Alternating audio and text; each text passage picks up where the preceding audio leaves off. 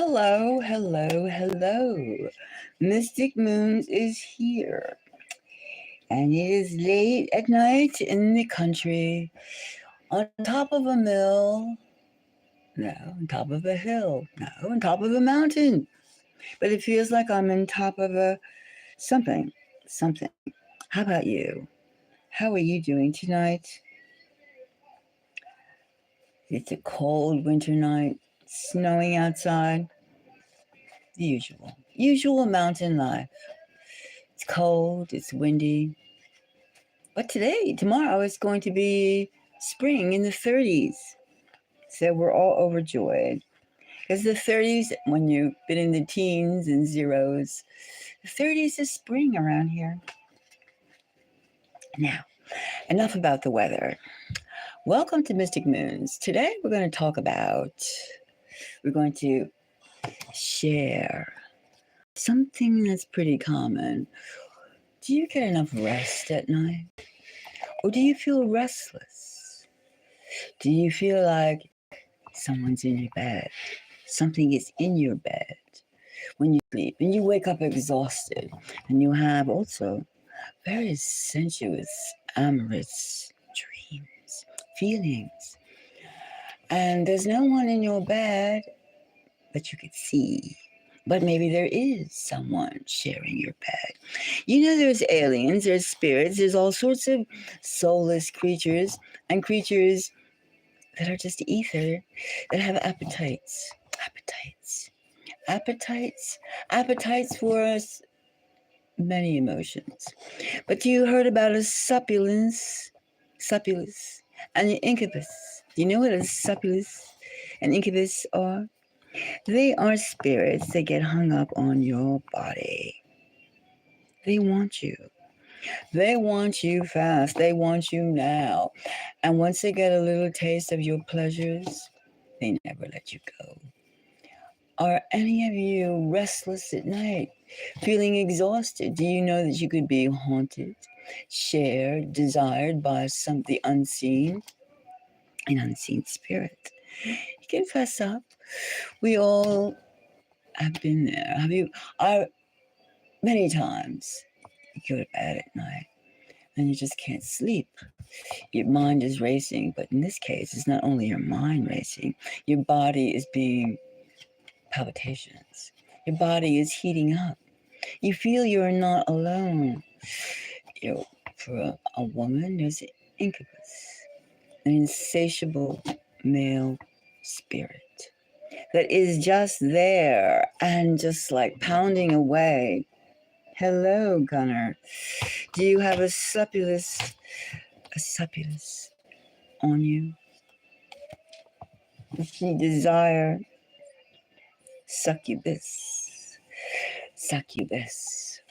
who's like waiting for you to lie down in your bed because she spirit is there waiting for you.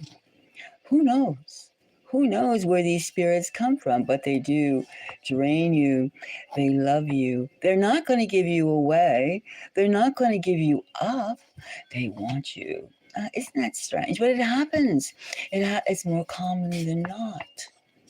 And you could say it was an evil spirit. You could say that, but it's also but the main thing is it desires you. The spirit desires your energies, your passion, your amor. A spirit can be in love with a human. It happens all the time. However, these spirits, they will not give up so easily. They will not give up. Does anyone out there have that type of feeling, that type of energy of a male spirit or a female spirit? An incubus or a succubus bothering you away. Now, would anyone like to have a reading about the energies that are keeping them awake at night? The energies that are like clawing at their flesh. They wake up in the morning and they have red marks on their arms, red marks on their neck. Their insides feel like they've been plowed through. What else is a better word to say? They feel like they've been like over, over, overrun with many emotions. Who is there? Who is in your bed? I asked. Do you not have these problems? Or who do you think like maybe you sleep with your mate? And does the bed feel a little crowded? I mean, there's no reason why they should be one to one, these spirits, one to one. Some of them like to go more three's company. Three's company. How do you know? Do you think just humans are the ones that desire humans? Wasn't there the Nephilim, right? The Nephilim desired humans. Do you think they actually appeared in a human body? No, I don't think so. They could have just just tantalized you, put you under a spell. I mean, you constantly hear through the ages of literature of outer worldly beings, out of human beings being in love with humans. Of course, it's always the randy male ones, the Incubus, but there's also randy females, Aphrodites, etc. And besides, Lilith and her squad of children, they can't decide what side of the fence they're on, the demons or the humans. They go back and forth and back and forth and back. Nothing like a little variety, right? Right, a little variety. And then maybe that's how you get yourself entangled in relationships that you're not quite sure what is happening. It's possible. You understand, don't you?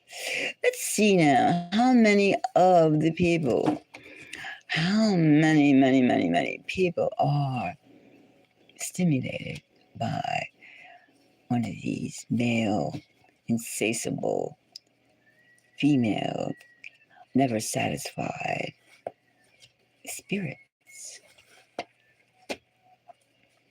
Ooh, this is like a no title. A no title. A no title. We don't talk about things like that, but yes, we do.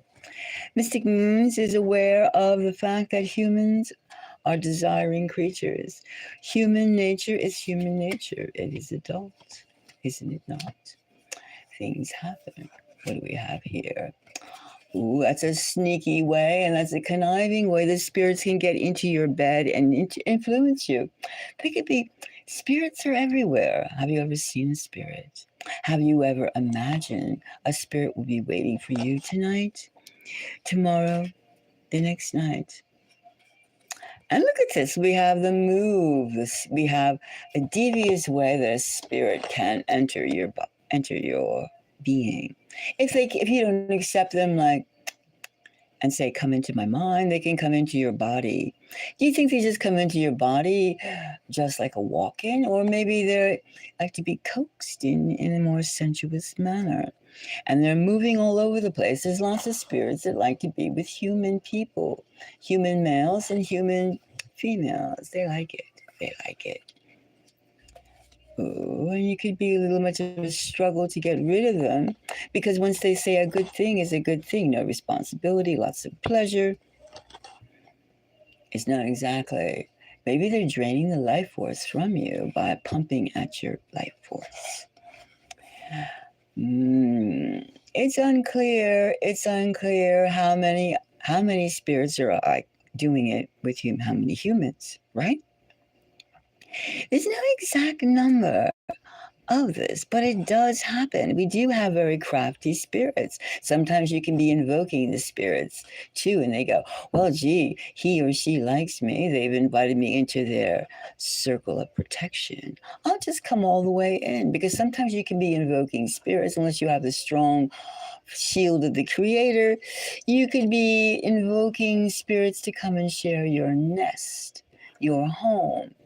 They're not going to eat the same foods, but they certainly can be all over you and inside and all over the place on your body. It's true. You can be haunted. Haunted. When somebody is haunted by a spirit, there's no real logic to it. It's simply something that happens. It happens. Do you ever walk, you feel you're not alone? Do you ever feel a pulsation of passion that just comes out of nowhere. And it won't let you go. It won't let you go. It's just more and more until finally you surrender to your passion. And then you get more attached to this female spirit, this male spirit that shares you. And the female spirit can become more and more aggressive, that you need to go to other people, other sources, other spiritualists to get relief because they bind you. They bind you. They move to you and they bind you. And you can become really enraptured with a ghost, enraptured with an invisible lover. You don't think it doesn't happen. It can happen. Then you try for like, you meet somebody, another human, and it's you can have all sorts of reactions because that person can sense you're not alone. You are already belonging to someone, right? You're already involved in something, and then it becomes a little crowded, a little something. So all these things, they do happen. They do happen, and it could happen to you. And I mean, and you can think I'm just feeling extra passionate lately, but maybe you're actually being provoked. You're being prodded. You're being, what's the word?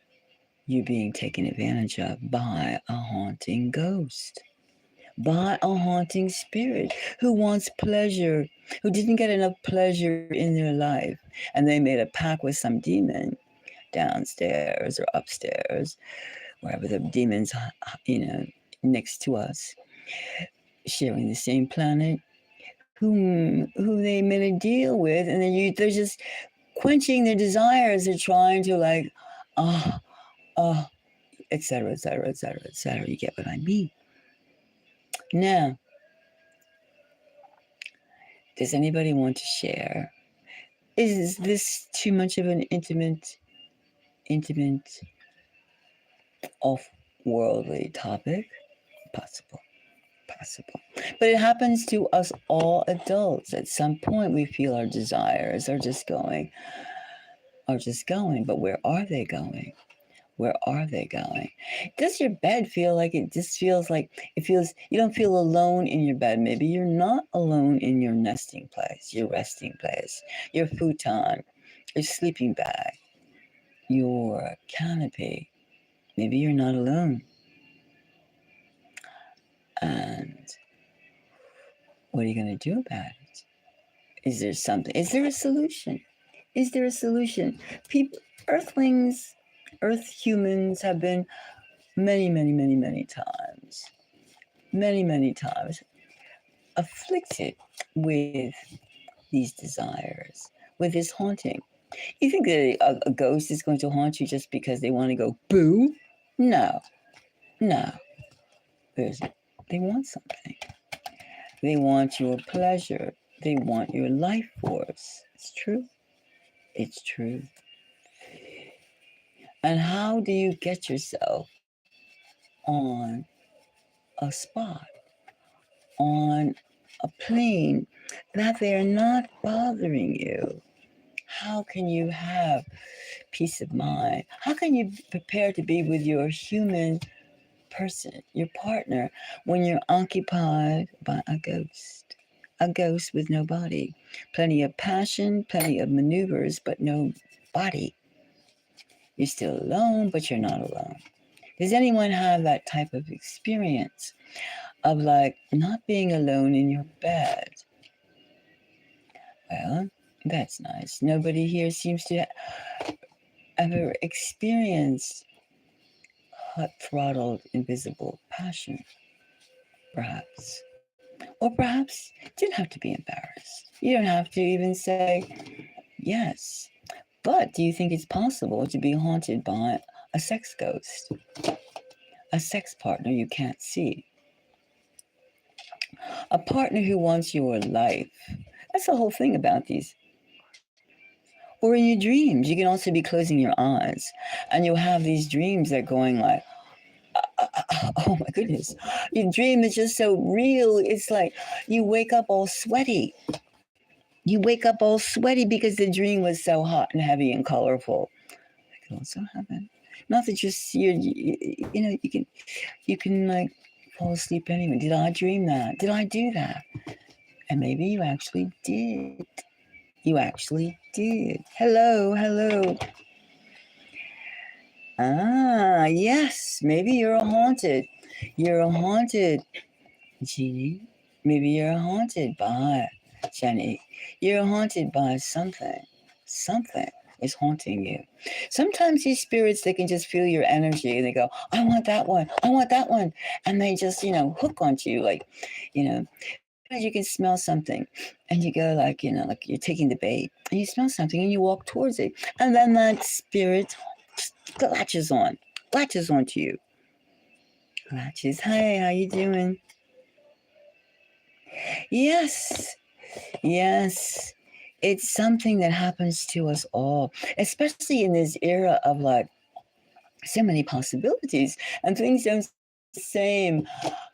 Like, do I see that? Am I going to see aliens? Am I going to see like something in the sky, or if like what is what? I'm being lied to. I mean, whatever you're coming from, and you're being haunted, and people are going to say, "Oh, you're crazy." They're not going to say you're crazy. They're going to say, they're going to look at you and see if they could feel, and they go, "Well," you're going to feel uncomfortable because you are not alone. You're being haunted.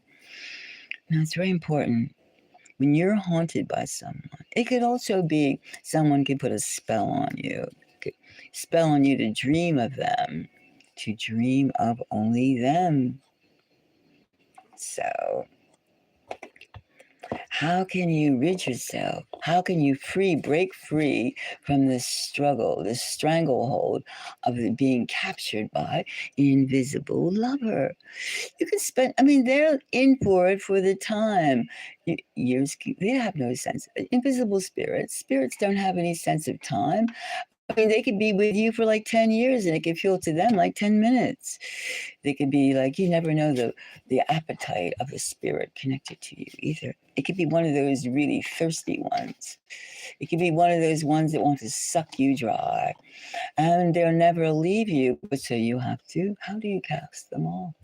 How do you get rid of it? Tell me. Tell me how, Jenny. How do you get rid of? How are you going to get rid of the spirit? The hot and thirsty spirit that's draining you. The hot and thirsty spirit that won't let you alone. How are you going to get rid? Or are you digging it? I mean, it's a relationship, but you don't know how much energy they're going to suck out of you. They may not, right now, they may just be happy with like 1, 2, 3s, but then maybe they want 4, 5, 6. Maybe they will like, you'll have hot dreams all night long and you won't get no sleep. No sleep, week after week of no sleep. That's your life force going. That's your life force. Isn't it your life force? And that's what they're really thirsty for. They can feel your life force is just, ooh. Ooh, high, bright light. You never know about thirsty people. And once they passed on, but they have not gone anywhere, or they're back for some more trick or treat, that's something else. That's something else. That's a strange haunting. And the King of Swords, you need to find a way to disperse them. You need to find a way to see how to get rid of that spirit, how to break free. Because what is that spirit doing for you? Yes, it's turning you on, but it's also sapping your life force. Sapping.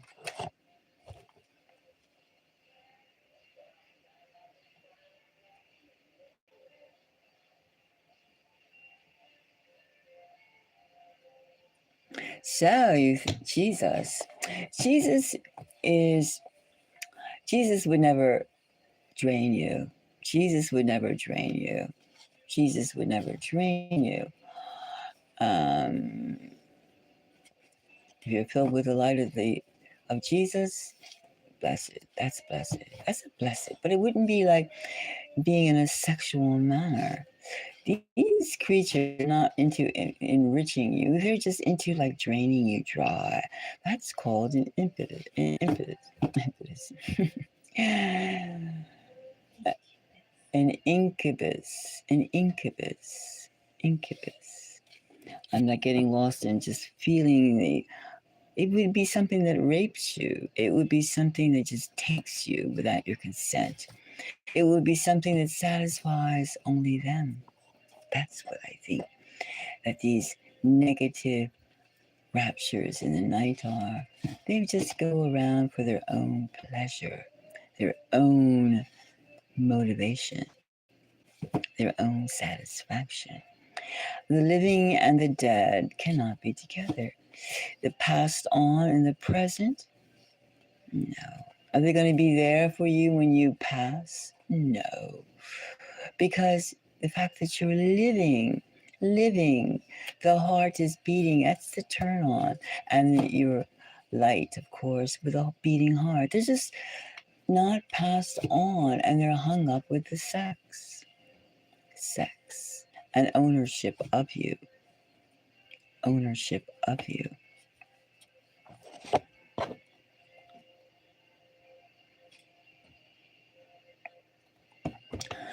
Yes. Religion is it's very, very strange about religions. Religions is one way to think, but there are good spirits and there are bad spirits. And bad spirits do not fill you with light. Bad spirits dim your light until they find all sorts of depravity of which they get you to participate in. They feed on low energy, low vibration. Good spirits thrive on high vibrations. What I'm here for tonight is to give readings to those who wish to seek a high vibrational energy and to rid themselves of the low, sapping, sucking creatures that haunt you at night, that haunt you. And they have nothing positive to give you. And religion often talks about the low base creatures of the night, of action, and all types of philosophies and religions and theories do talk about the low and the high. It's a different type of pyramid, isn't it? Now, you can get yourself to a point where you just shine and you become all sorts of healing arts because you are filled with the divine. But if you get filled and drained with the depravity, you become a subject of decay, a subject of disease. And this is what these sex spirits do. They're not happy just to be your companion. No, they want to suck you dry. They want to lead you down the road that you cannot get up. They want you to be low energy, low. Now, religions, now there's Satanism too. And that's, I guess, a form of, it's been in the United States anyway, they say it's a religion. It is a religion. Worshipping Satan or Lucifer, as he prefers to be called. Now, whenever you're doing things involving harm, things that are not sharing, things that are not high, then you're involved in the low. And that is a different type of religion, of which if you feel that's your calling, then I have no comment, other than it is best to be in the religion of light. Not in a cult group. A lot of occult groups that ask you to transcend or just all transcend, like a lot of ashrams in general, for instance. They can be like gurulas and be setting their followers to certain type of demonic paths. So you have to watch where you go. You have to watch your spiritual side. You have to watch. And spiritual sides, you have to have certain I will not go there. I will go here. You have to have certain directions, and you have to be able to discernment. You have to discern, is this a good spirit? Is this good energy or is this bad energy? Sexual energy is not a bad thing. I'm not saying that. But if you're haunted by an invisible, ever consuming creature that gets jealous, that it won't allow you to like seek human companions, then you're haunted by an evil demon. And that's what these male and female creatures are. They're demons, sex demons. Now, if anyone would like a reading, that they feel that they're not being able to communicate with humans because of activities, something's haunting you.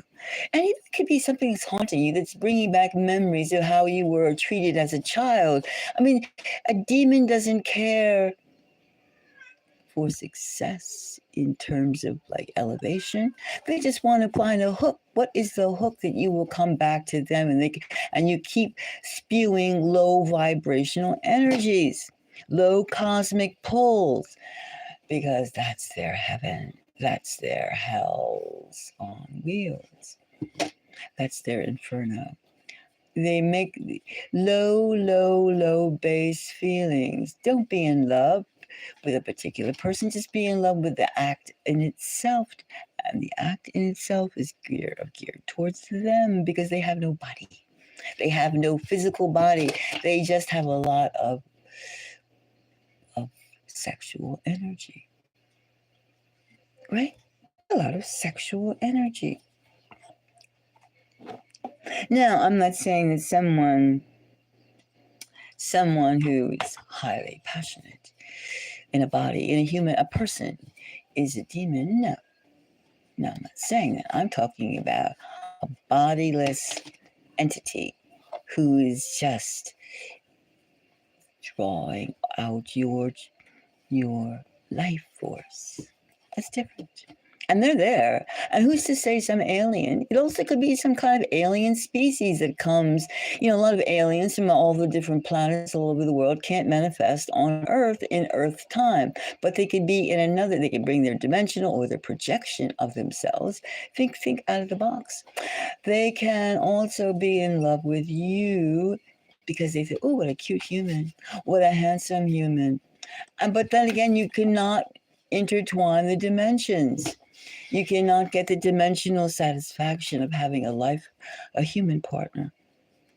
But it could be frustrating. And in this time of like uncertainty and 2025, the year of the snake, you need a human. If you're going to be with a partner, have it a good body, a healthy mind, have it all. Don't limit yourself to some weird haunting. And eventually, if you just say no to this creature that comes to you in the night or comes to you in your bed, the creature will go elsewhere because they need that pumping. They need that. They won't even bother with your dreams anymore. They'll leave you alone.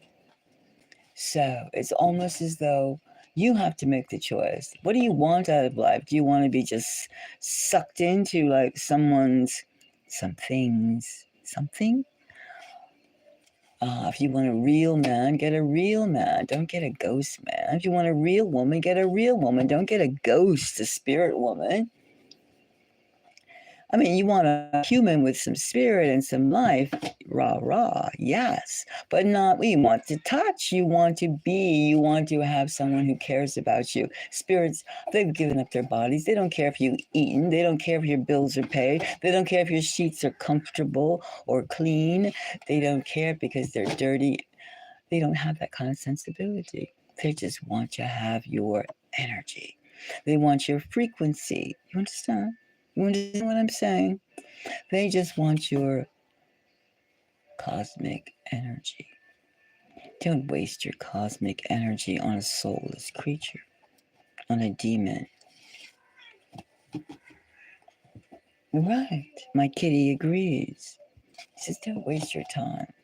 Touching, being with someone is more important. Now, if anybody would like a reading on their restlessness, where it's going, is their love, their human love, I'm here. I'm here for a little while. But I was just thinking that, you know, we could be haunted by aliens that can't, an alien species. It could also be, we all have to say it was a demon because we could not touch. They can't, a lot of species can't manifest themselves on an Earth atmosphere. I mean, well, and you know they're coming for us, and it gets complicated. But the main thing, it has no human body, so don't let it haunt you. Now, how are you dealing with the other things that are happening in the life? How are you dealing with your relationships? How are you? Are you happy? Are you happy? Or you want to be happy? Do you have a partner? Mhm. It was just recently the wolf moon in Cancer. The wolf moon. Very strong planetary alignments going on. Very strong energy. In fact, everything is like really keyed up still. Still. Things aren't going to be relaxed for quite some time, which is almost as though you're having an invasion of multi entities. And if you're like feeling queasy, you're feeling any type of way, you could be drawing those entities to you. And the thought of that, I will give some calming.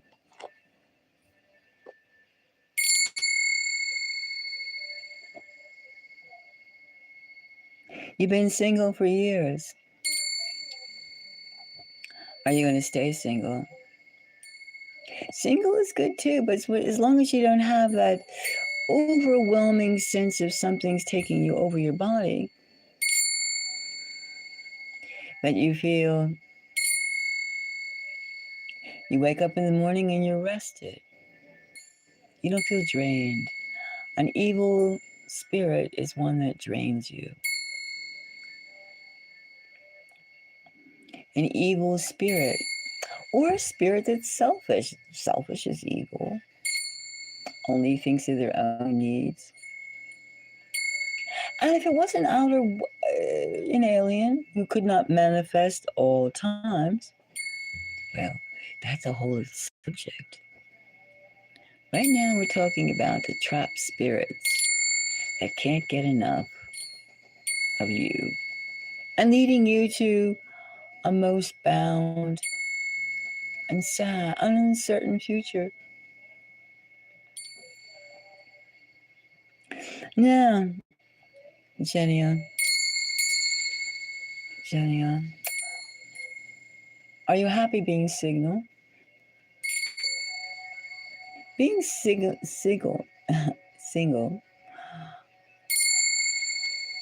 is also good. It's also good, provided you're happy.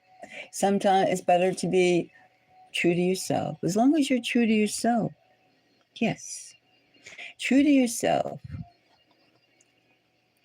is important. And that's the whole thing.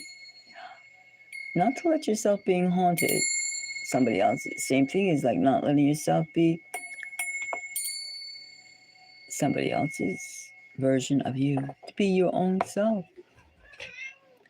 There's lots of things to be done. There's lots of places to go. There's lots of thinking to be done. Lots of speculation. In fact, you don't have to be an expert of anything, but sense of self, of know who you are and what you want to do, right? And being free from spirits, negative spirits, that in itself is the blessing. Yeah, is the blessing. Not that everyone has to pair up, but you have to find a community. I'm looking for a community. I'm always looking for people to join with. cosmically, friends, new friends, and people who grow. People who grow. Sometimes we have to remember, we have to move our frequency levels up. We have to get our nervous system tuned up. And we can do that by sharing our cosmic energy and also practicing scratches and realizing, understanding ourselves. We can do that. We can do that very well. Humans are very remarkable creatures, beings, and we're constantly being put by our governments, by some religions, by philosophers. Like, who are you? I mean, people can look at you in the supermarket if you make, who are you? Who are you? We're always trying to justify. You don't have to justify to anybody who you are. You're alive, you're a beating heart, and you're a thinking mind. And you're an empathetic creature. Being. You're a being. It's nobody's business. You don't have to give a damn what anyone thinks, really. But you have to think about where you think and finding your people to be, share your existence with. You don't have to be sharing your bed. You don't have to be sharing your food. You don't have to. There's no rules. Even though sometimes it's nice to have gratitude and share. Gratitude and share. Gratitude goes a long way. Gratitude is a growth for psychic energy, too. It's a growth for your nerves. Especially too when you have so many situations and circumstances saying you will do you, and they have all these plans of making you detached from your beautiful selves. Detached.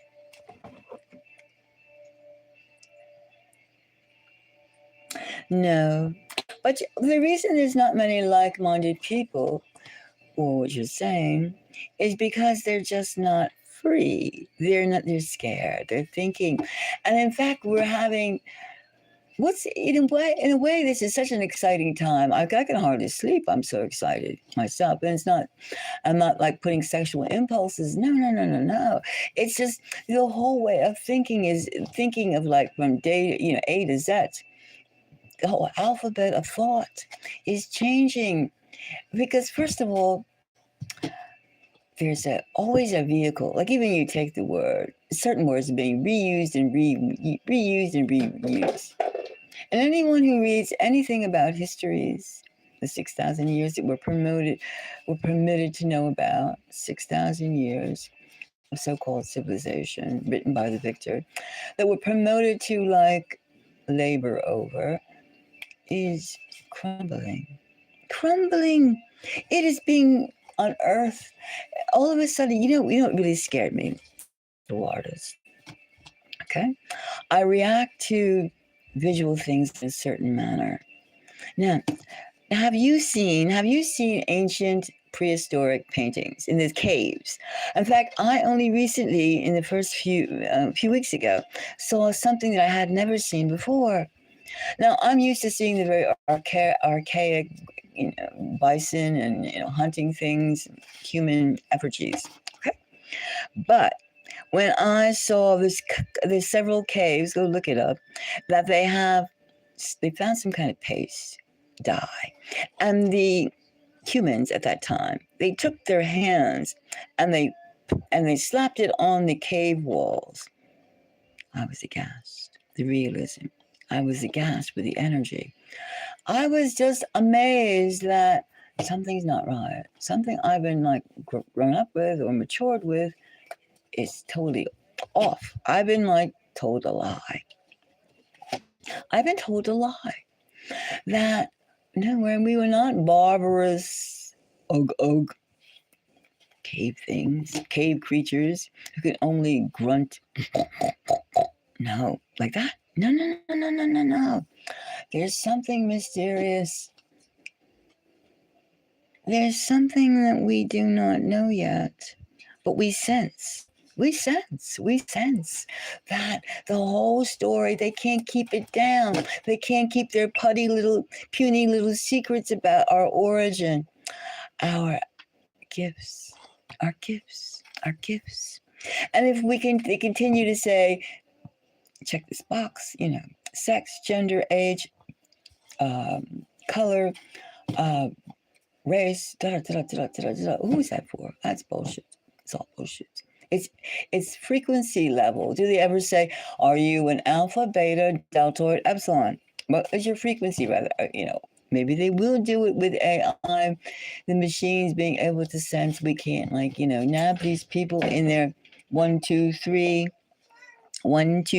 blocks, because they feel, oh, if you were like you're ready for the grave, you're ready for nursery, you're ready for high school, you didn't go finish college, blah blah blah blah blah blah, or you got X amount of degrees, you should be an expert, but blah blah blah. These are boxes that suppress our true function, our true destinies. Boxes, little boxes where they can feel comfortable about you. They can go, oh, you're fat. Oh, you're skinny. Oh, they have so many things for women and so many things with men. Are you a built? Are you a firefighter? Not like those LA firefighters. No. Are you muscular? Are you, where are you? What are you? Are you buffed? Do you work out in a gym? Do you do that? No, these are personal things.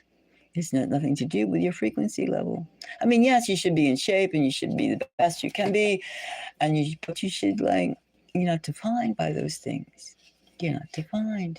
And for your gifts are, we all have different gifts. We all have different gifts. Exactly. I mean, there's so much archaeology. There's so much that we have yet. I mean, we're right. Now we cannot let this moment escape us, because there are many of us, and we demand answers, and we don't like the little club that finds out a few more details. Like, even you take the phrase New World Order. They've been talking about the New World Order since the Greeks. The poet Virgil, New World Order. I mean, it's been overplayed. It's like saying, what is it? It's like saying dinosaurs. It's like saying, it's a dinosaur word. It's been just because you say the word new does not make it first.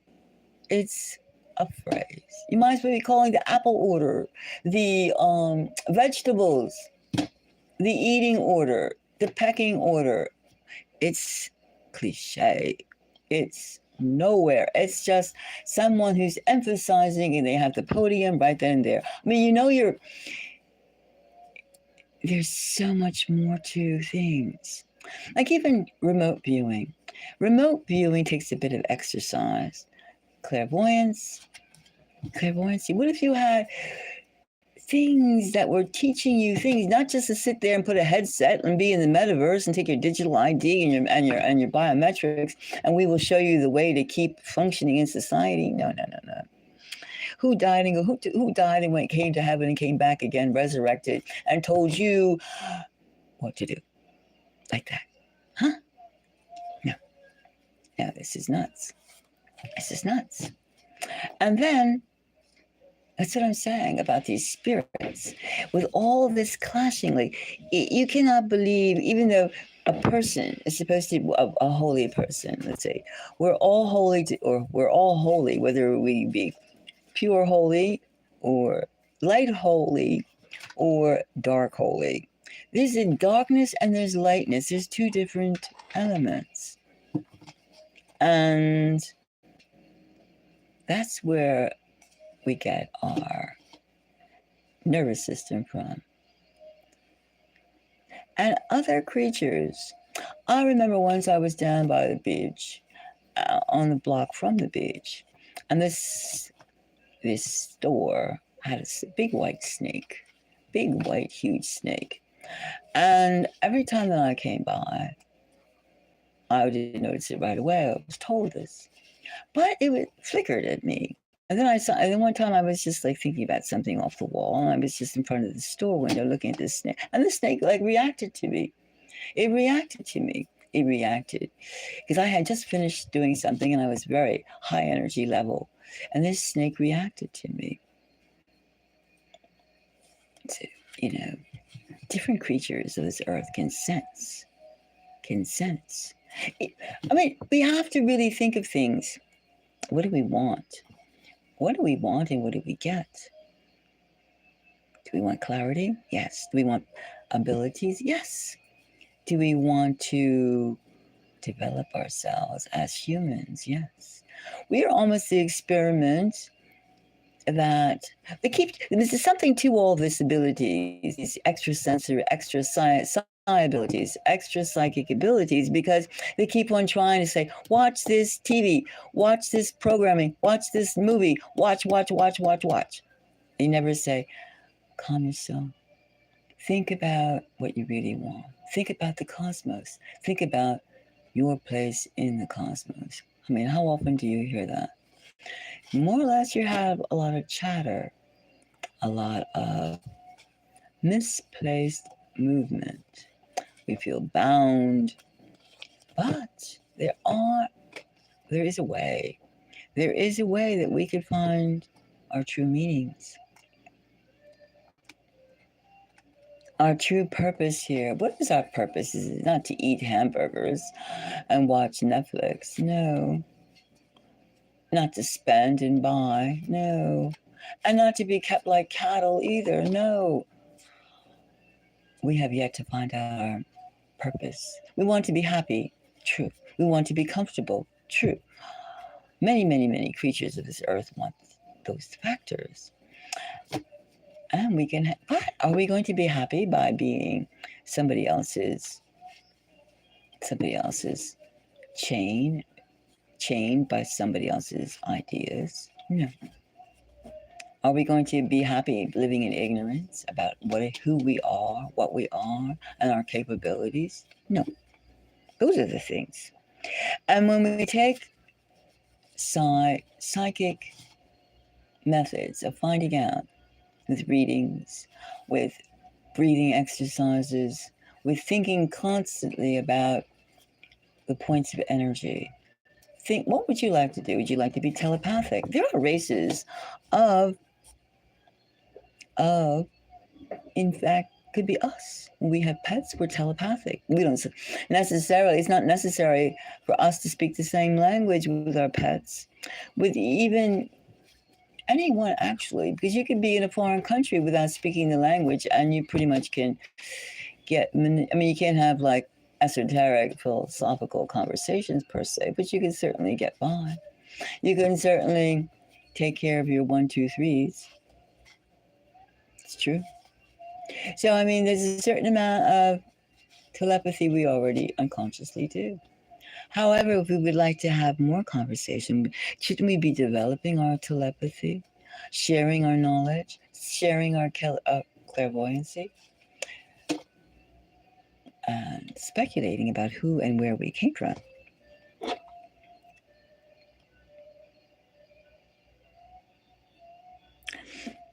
Well, if anyone would like a reading, do not hesitate to ask. Love readings, career readings, I'm here. I'm here to give readings now. I think we all are aware of that we are many multifaceted and we have many things we'd like to do. And we have to make sure the people around us are the people around us, that they love us, that they care for us, that they want the best for us. They're not like some ghost spirit. No, they're not a ghost. They're real. And how to keep your relationship real.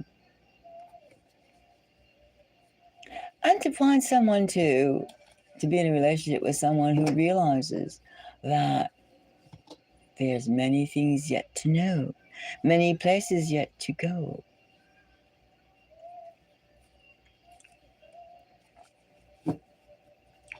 Well, if anyone would like a reading, don't hesitate to. Don't be shy. I came on specifically here tonight to talk about if anyone was being haunted. And then if anyone would like a reading. would like to discuss. Doesn't have to be a haunting. It could be anything, any subject, any subject, anything that's bothering, or you want to know what is the chance of success? What shall I ask? Ooh, these are cooler. What is my chances of meeting my intended person? Is there questions like that?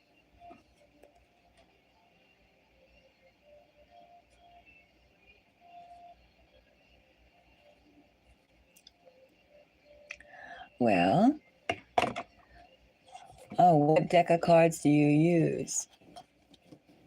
When you what do you use, Jania? What cards do you use? What decks do you use?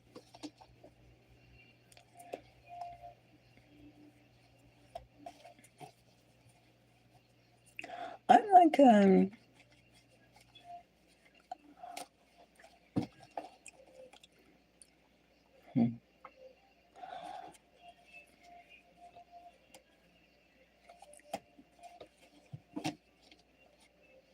Well, I try to, when I do like group readings, I try to release people. Release people.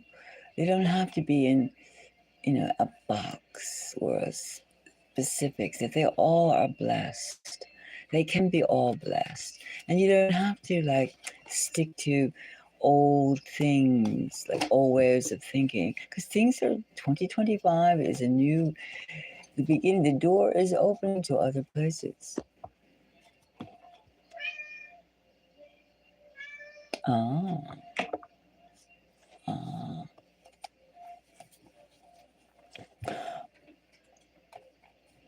Well, I'm trying to do paid readings right now, but I am enjoying talking to you very much. And,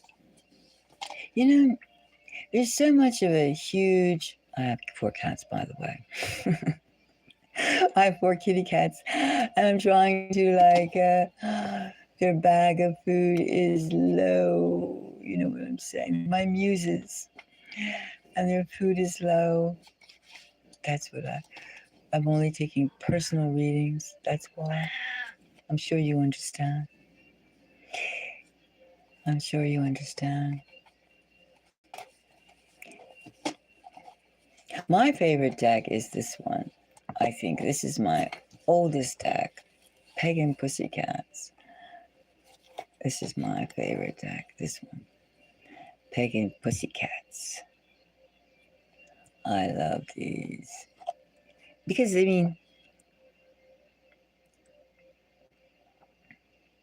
oh, yeah, fairy rings. Ooh. Yeah, I like Pagan Pussycats because I love pussycats. There's always a lot of meows coming from Mystic Moons. I think cats are a protection. What do you think? I love these cards. And I love this deck here a lot. These are Dayglow, and they're, as you see, glow in the dark. And this is good for I like these two a lot too. I wear them out a lot, and I keep on getting more and more of the same deck. I like these. Pussycat. Sounds like some cat is talking. And I've been looking at this dragon deck. The dragon deck is a different type of energy. Dragons. It's kind of backwards, isn't it? No. This one. And you have dragons, which is a different type of energy. Certain cards, I'm sure you feel that too. They have they cut through, or the ether of certain issues and certain things. I have quite a few too. But Those are interesting ones to me right now. And then I found this vintage deck. This is from the 80s. This is an old deck. Old deck. This is, imagine something from the 80s. Was that 50 years ago? Something like that. 40 years ago. In between that. But this is an old deck.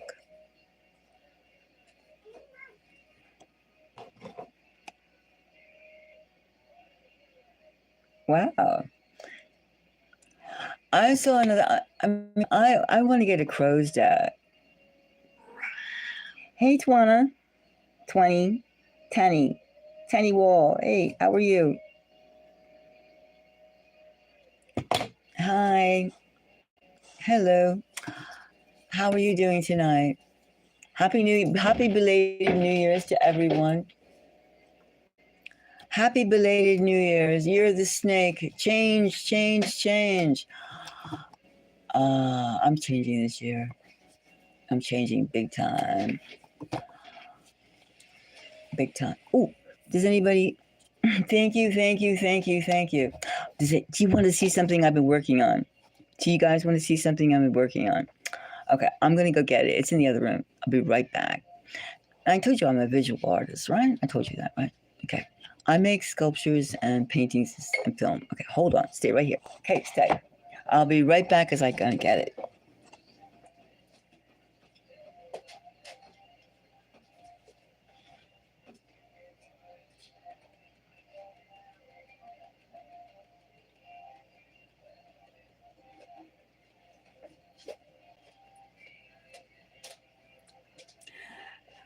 Okay, I'm back. Now this is hot.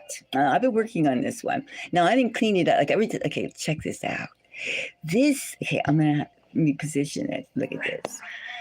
See now, look. Okay, this was a spirit I saw about a year ago. Now I saw this 6 foot something spirit. It looked like a flame, a big flame, but it was all silver, and this was like 1 o'clock at the night, right? In the woods. Well, I was on an estate in the woods. Now, wait a second. Now this is my version of the spirit that I saw. And you see how and then of course when the light hits it and you get a whole like sparkly thing and you get marks all over the place. Reflections. But you see, you can't really get an idea. I'm still working on it. See? Isn't that cool? This is in the dimensions. You see this, all the dimensions. Like, you think of like something in like the timing, the slow walk. Like we see, it's like slowly. It's like this is one entity and it's walking towards, and it's shimmering, and it's very shimmering depending on, and I'm still working on it, but isn't that, what do you think? Yes. And I'm doing it bigger. I see. Well, I used to work with wood and metal. I work with different stuff, but I'm going towards just pure glass, which is like basically, now this one is a spirit, right? This is a spirit coming, and then you can just see the way that it goes, right? Okay. Now, and then what I'm going towards is just pure crack glass, but this is like very interesting. And that thing that I saw, the spirit was like 6 feet something. I'm tall myself, but this thing was bigger than me, and I was down by a lake. See, I was down by a lake, and a lake is in the bottom, and then it was up on a hill, and this thing was coming to me from the hill. It was about like I would say it was about 10,000 feet, at least 10,000 feet away from me when I noticed it. Maybe more, 10,000 feet. Okay, 10,000 feet. Imagine, well, maybe more.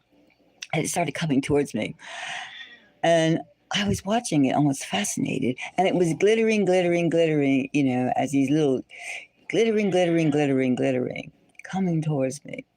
And believe it was only, as I said, I'm a tall person, and this thing was like a little bigger than me, a little taller than me. And this is what my feelings are of that creature, of that being.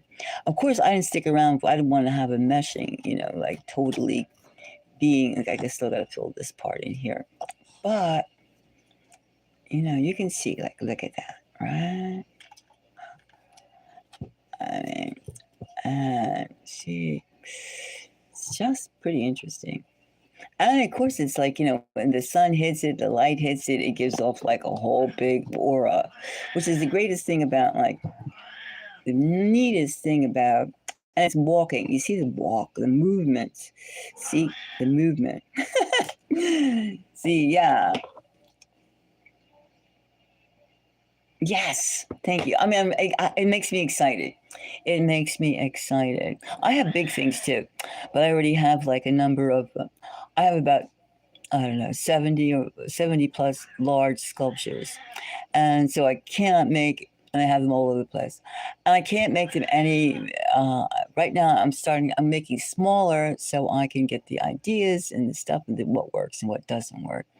But that is that one. Check it out.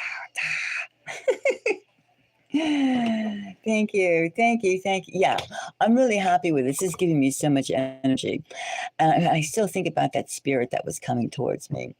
But at the same time, I didn't allow that spirit to come towards me because it was so strange. I mean, I have seen things. I have seen things forever, forever. I mean, since I was young, really young. My mother used to call me a witch, and I didn't really appreciate that. But um, I have seen all all types of creatures, spirits myself. Not lately, because I stay really like inside a lot, and I stay busy. I stay busy a lot. Yeah, but it's getting to the point that it's like really turning me on, turning me on. So I thought I'd share this with you. I thought I'd share and see as you see. Okay, that's what I've been doing. I stayed up all night last night, this morning, working on it. Now, but and I feel that there are entities out there, there are spirits out there who definitely want to make contact with us, and that we're not alone. We're not alone at all. And that's the exciting thing about right now, is the fact that there is this pull towards cosmic order, cosmic direction. And I think the fact that we can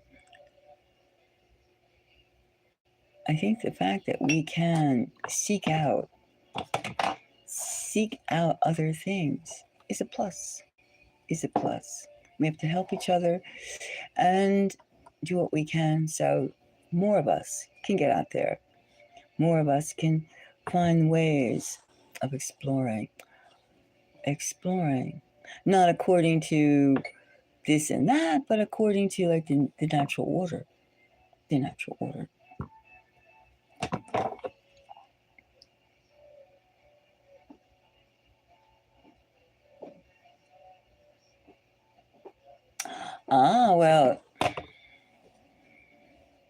Well, we'd have to do a reading on that. We'd have to do a reading to see. But I'm sure you do. If you feel it, you feel it. I'm sure you do. I mean, I think that you could have, I mean, the lighter you get, the higher frequency you get, and the more bright you shine. Like aliens can tell who's dead and who's dead, right? They can tell who's a high frequency and who's a low frequency. There's certain groups of aliens that like low frequency. They constantly they cause wars, bloodshed, adrenochrome. I mean, you name it. They like that stuff. There are certain races of beings from different planets, I'm sure, even this planet, you never can tell, that really enjoy certain things. And there's certain creatures that enjoy calmness. They like bright, high frequency thoughts and actions. And they love abundance, and other ones love scarcity. Yes. And right now, you have to wonder, like, and they possess people. These creatures, these beings, they possess. So it's very important to keep your ether, your inner self, your light growing, and then block off the negativity, block off the not to be oblivious to it, but it's very important to feel your humanity, and grow it, grow your humanity. It's like a garden, the real garden.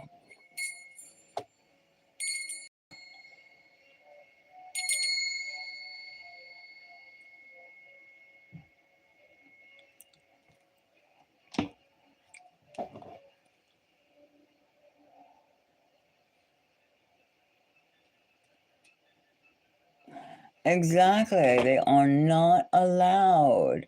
I mean, sometimes I mean, we're all being human and subject to flesh.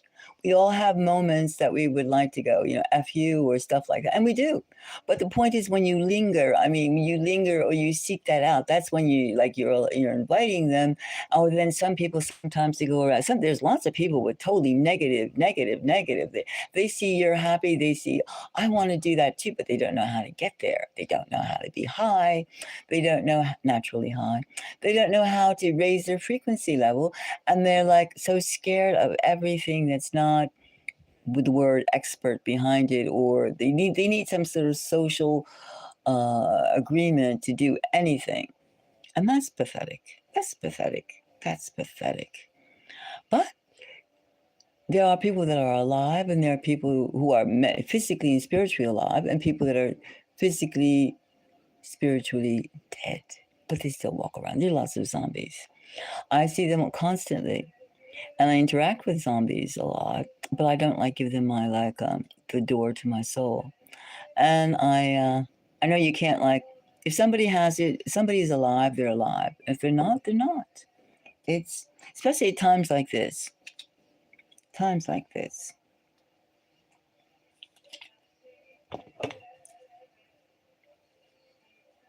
The bad spirits are everywhere, and they're also they know you can even see. I feel like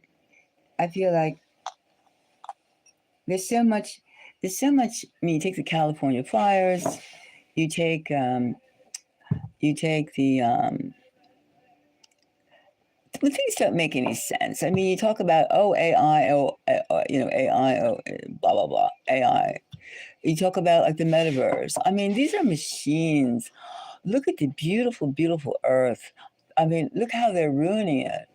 Look how they're like taking away, trying to sap you dry, trying to sap your energy, trying to turn you into what is that movie that was ages ago? I forget, The Matrix. Right. They're trying to drain you dry. They're trying to drain you dry and make you into some sort of something that you're not. But it's comfortable for them. I mean, and this whole, and I was talking about earlier, this whole saying like a new world order is supposed to be something new. It's still colonialization. It's still one person ruling many. And that's not life. That's suffocation. That's ridiculous. That is ridiculous. And the fact of saying you'll be barbarians if you don't listen to, this and that. And that's not so. We are innately conscious, innately good. And it's the suppression and the ignorance that gives evil a place to grow.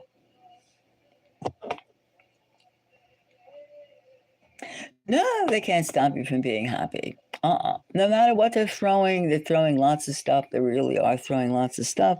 I mean, and there's plenty of things to bitch about. And bitching about something is not negative. It's just like, fact of realizing your surroundings. I mean, if you're around a lot of dead people and you think, oh, is there anybody alive? I mean, physically, mentally, spiritually alive. I mean, I run across a lot of like dead souls. dead souls because they can sense I'm not dead. They can sense that it's different. And I can't allow myself to be around dead things. Dead things. Yes, dead things. I mean, they do have, what do they have? I mean, and the way that its future is going, that, oh, it's going to be put on your little virtual reality helmet and you go around, oh, please, oh, please. That's just another nasty spirit trying to get, another way of like contamination. I mean, to me, I'd rather sit and watch an ant farm than, like an ant farm or beetles than to sit around and watch having a digital twin and I mean, I would still do business with a projection, mind you, because I mean that's better than traveling, especially to all like taking dangerous routes like in the city when there's lots of like violence and misplacement and just bad energy, different places. But the way that they're touting, oh, we just found this out, we just did this and we just do that, that's erroneous. That's erroneous. That's erroneous. That's when I mean, they're always trying to colonialize us again. It's like get everybody into the same way of thinking because then you don't have to have any thought. And then you wouldn't have to deal with human capabilities of the psychic nature of us.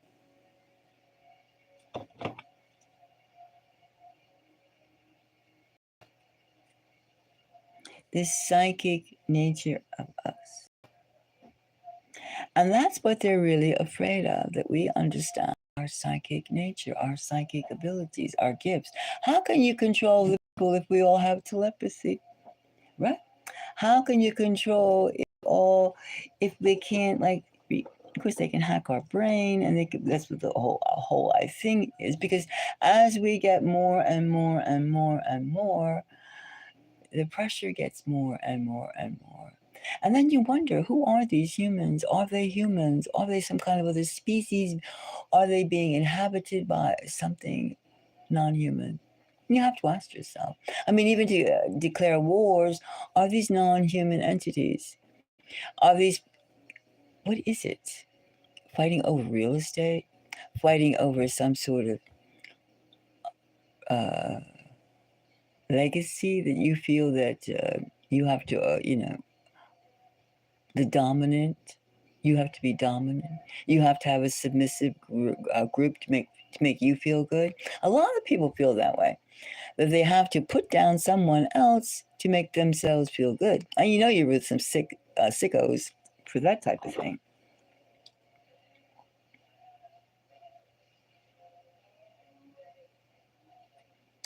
Oh.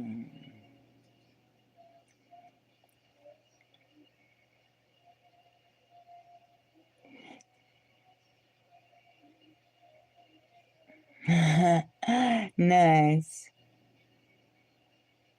That's beautiful. That's beautiful. Wow, gee. That is beautiful, Tanny. Um, if you want, we could do a reading on this.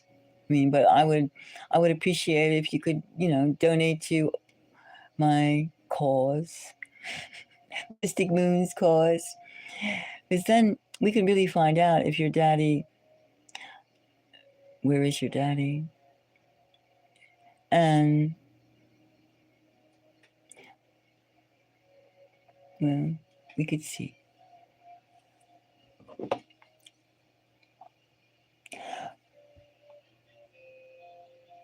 Well, you could do Cash App. Cash App would be good. Give me a donation. I would appreciate it.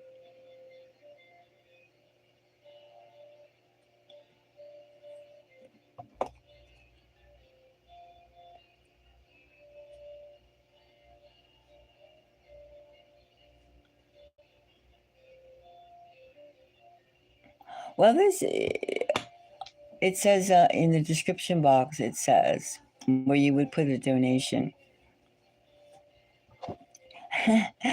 Well, yeah, it says that you could do the Cash App, and that would be very helpful, and we can find out like, you know, We can find out. We can see. We can see where your daddy is.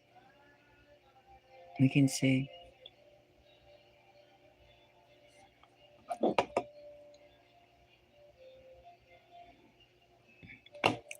Yeah. When people pass on, especially those close to you, we'd have to talk about it. But once we'll talk about it.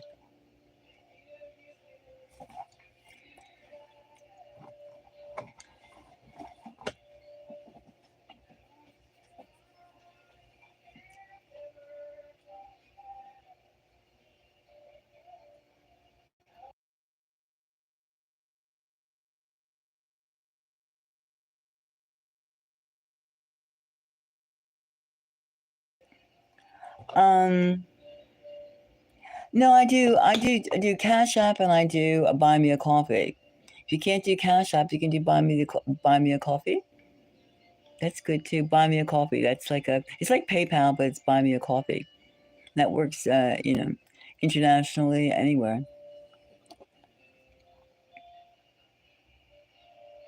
You take your time. I'm here.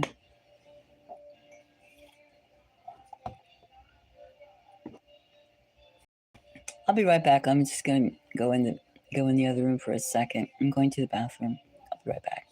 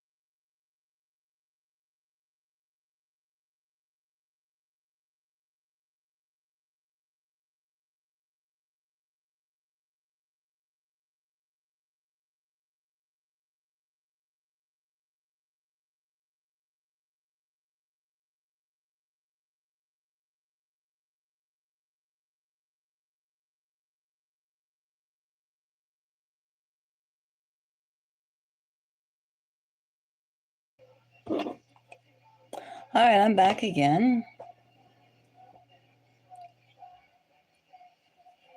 Whenever you're ready.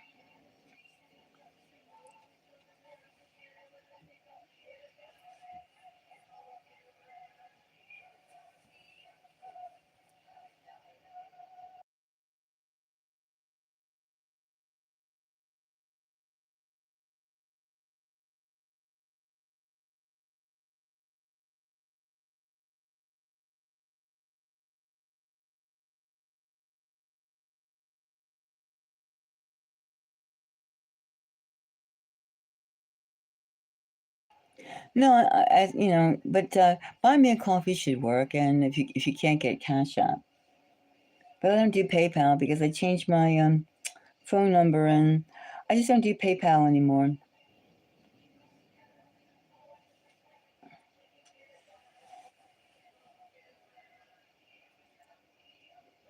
Well, let me know when you're ready.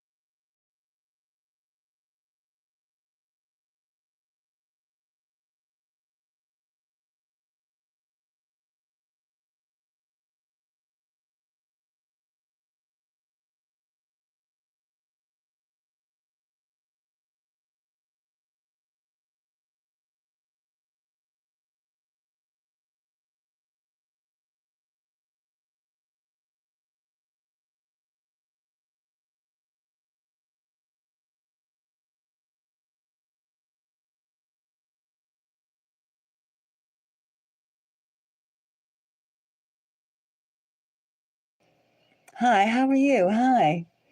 How are you? How are you doing?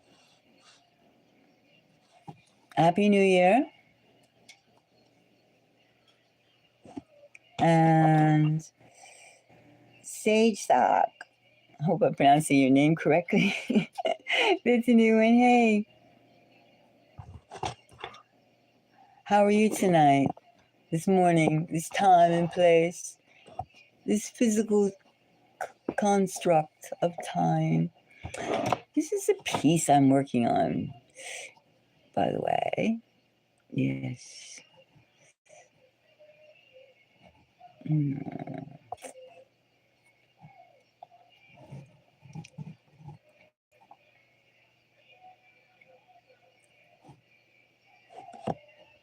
Oh, that's good.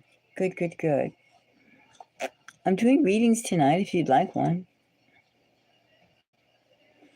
We're talking about just being in love, being restless, being giving and taking and receiving and all those types of things. You know, just being open for life, open for experiences and things that could hold you back, things that don't hold you back. Being in love with, or being happy by yourself and just being content too. Whatever. I'm talking about all those types of things. And I was just showing some friends from the last time that I was this piece I've been working on, and it's almost finished. It's almost finished, and I'm kind of like getting attached to it myself. So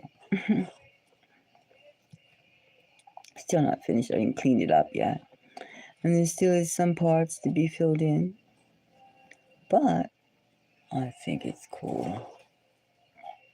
It's a slow-moving spirit. It's an entity that comes into this world, and it's all spirit. That's what it is.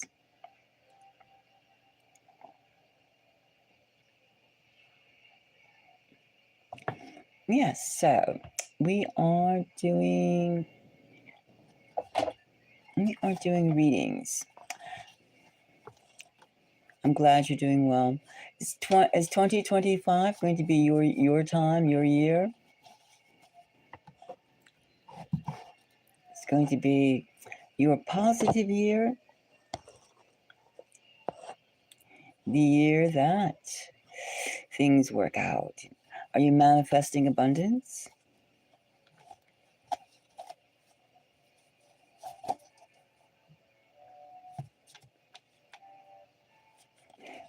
The full moon was a couple nights ago.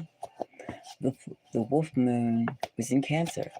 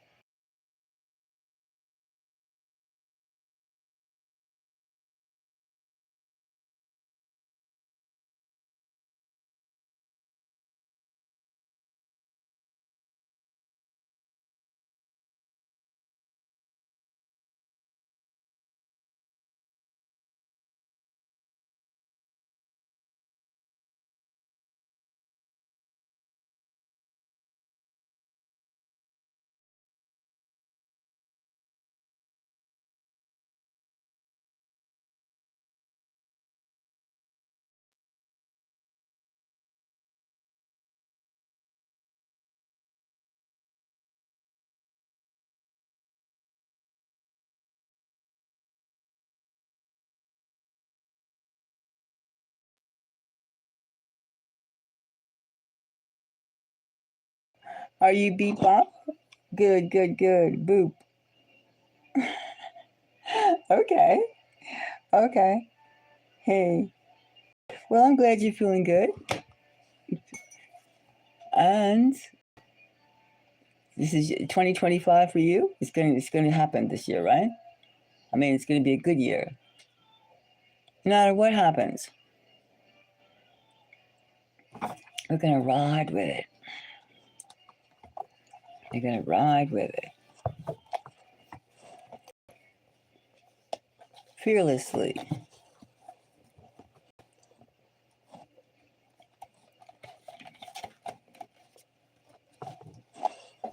Fearlessly, right? Yep.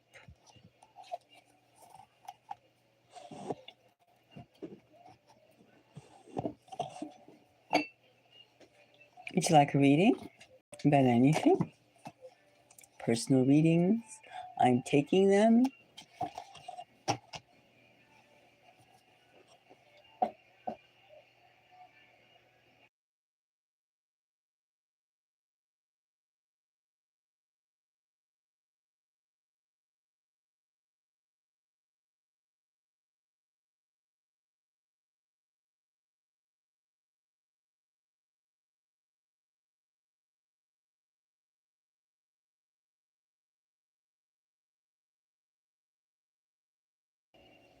Oh, thank you. Thank you. You just tried. Ah, it worked.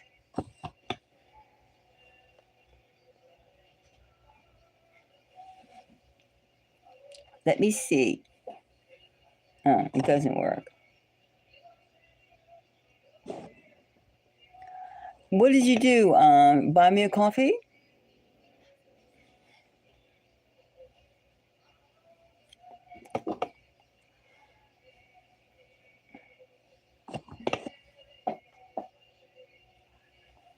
Wait a second, Connie.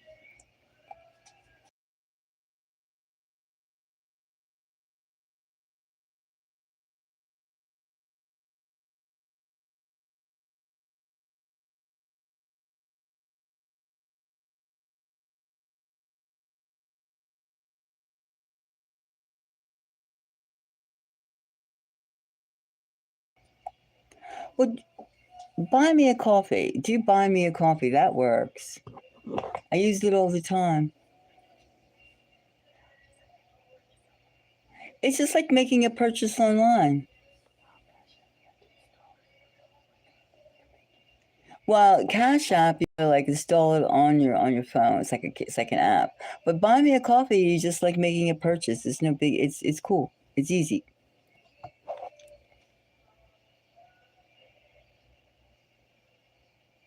Yeah, do buy me a coffee. It's pretty easy.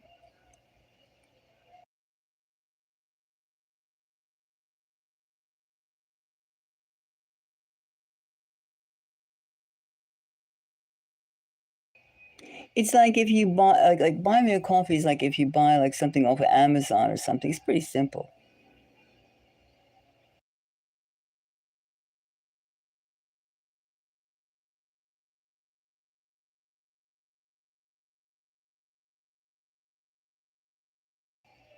Okay, cool.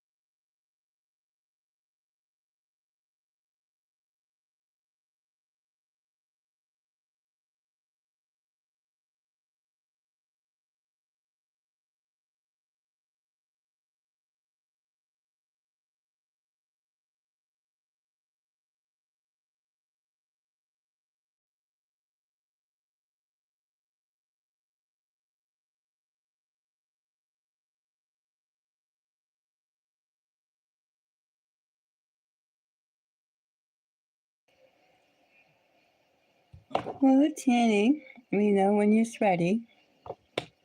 I'm still here.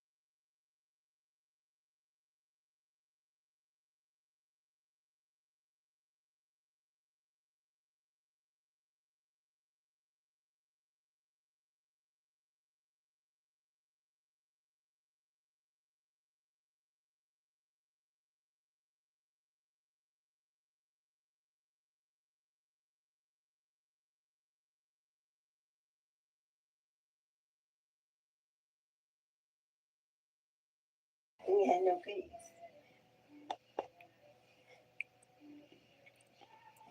Well, are you back or how's it going?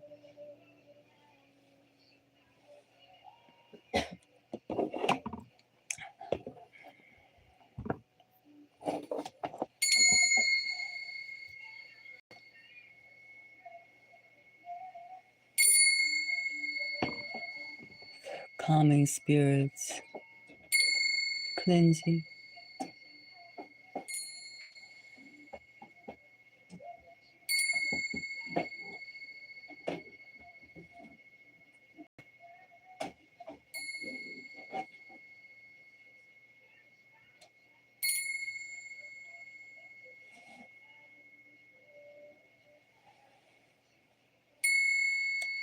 Tanny, are you still here?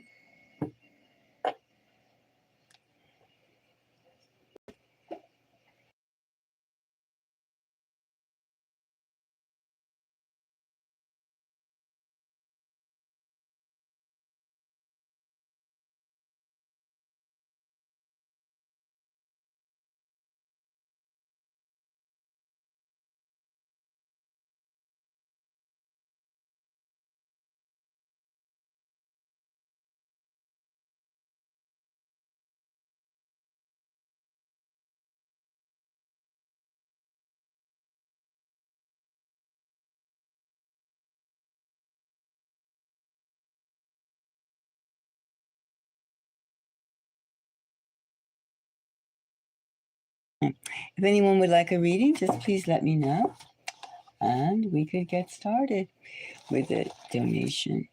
Oh, yes, this is Matthew. But I'm available. If anyone would like to explore the cosmic energy around them. What 2025?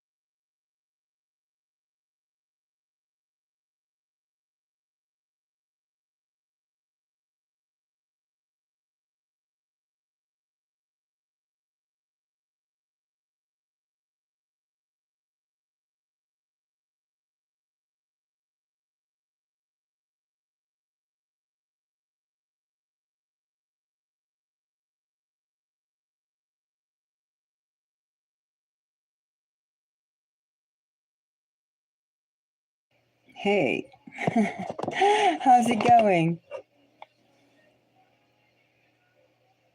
Tanny, how's it going? Oh, you paid. Oh, great, great, great. Let me see. Hold on. I'll be right back. Let me see. Okay, good. Hold on.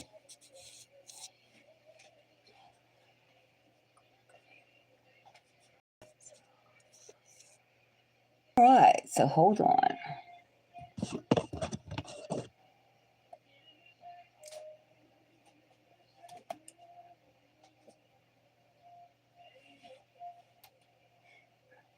Yes, I did. Thank you very much. Blessings, blessings, blessings. All right, so let's get started. Now, let's get started, okay? Let me move my piece. All right, now, give me your question once again. Be very, very, very, very firm. Hi. Be very, very exact and tell me whatever you want to tell me about your dad. Tell me, when did he pass? And what did he do? Okay, let's start with Smiley. Do and just talk to me. Talk to me. Let me write to me about him. Write to me, and we'll see. And I'll kind my head. Let me just do this again.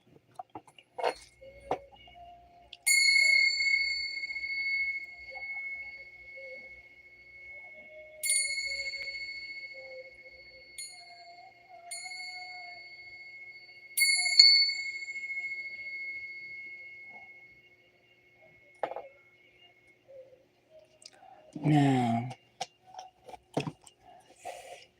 let's see.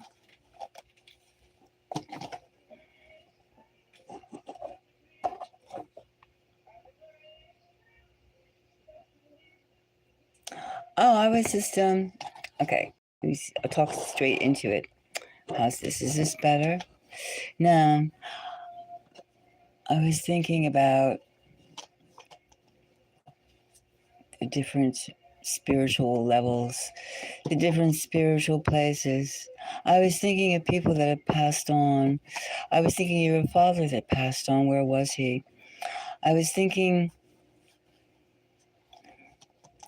the living and the non-living. I was thinking of the closeness of your bond. I was letting my voice trail off to the attachment, the soul energies, the cosmic energy between the two of you. Now, bonds are not easily broken. In fact, bonds, if they're united in love, united in guidance, are never broken. They're never broken. They're always there. But they're deep within us, and sometimes they're also around us. Sometimes they're in and out of us.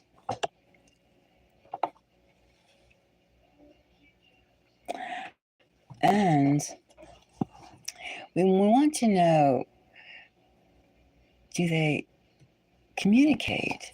Of course they communicate. Now, when you're thinking of your father, you're thinking of the love that you had.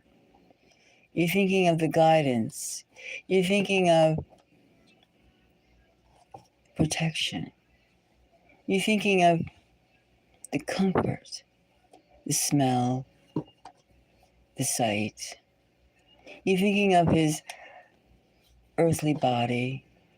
You're thinking of his vast spiritual energies. He's there and he's living with you. Now, where is he? Is he close by?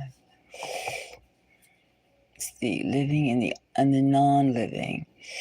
Yes, there's a different type of unity when someone's passed on that was close to you. He's there. Let's start drawing some cards and let's see.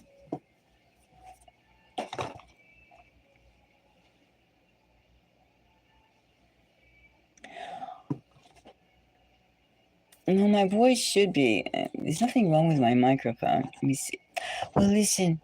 Sometimes I'm wistfulness, and sometimes I'm not keeping it even. I'm thinking and jetting in between different streams of consciousness.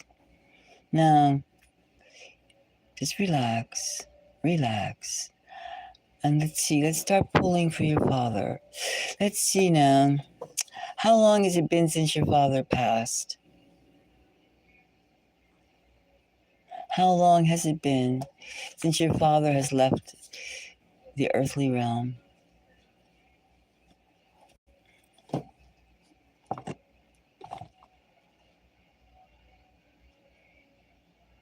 Oh. So it has been 5 years. 5 years. Which to the world of the non-living, 5 years is no time.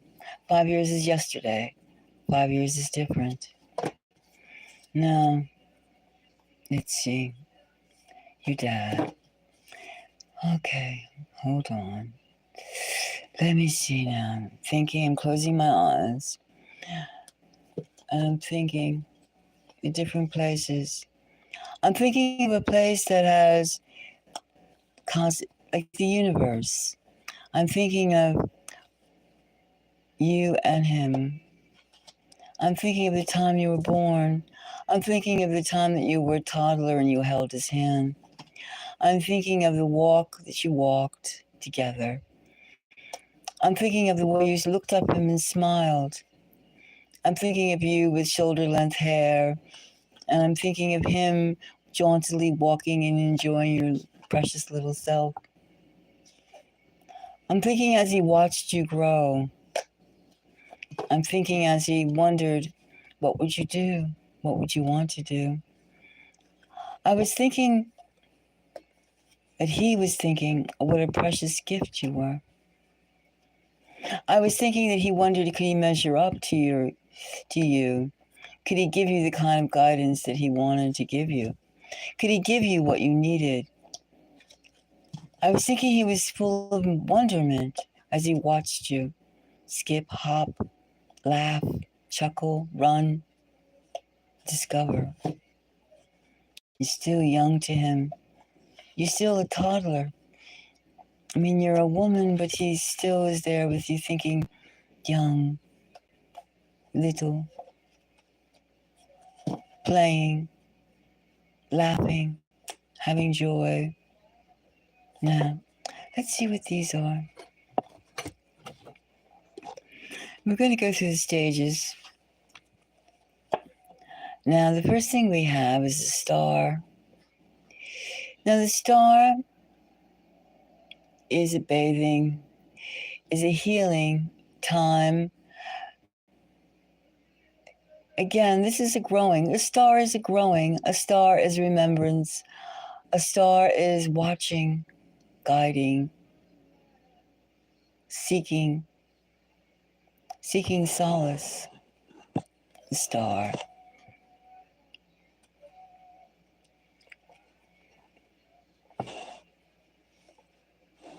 Now, the next thing we have is, besides the star, the next thing we have besides the stars, the King of Cups. That is Daddy, Dad. That is outpouring of love, giving love, giving love. That is giving love, giving emotions, being there for you, being always there for you. Nothing will change his love for you. Life, death, it's the love. The love continues. The love, the love, the love. The love of the guidance, the overflowing of emotions. Your father is looking after you. He's looking out for you. He's your spirit. He's in your spirit world. Your father is there. Star, King of Cups, the star, the King of Cups. It's like you're seeking, both giving.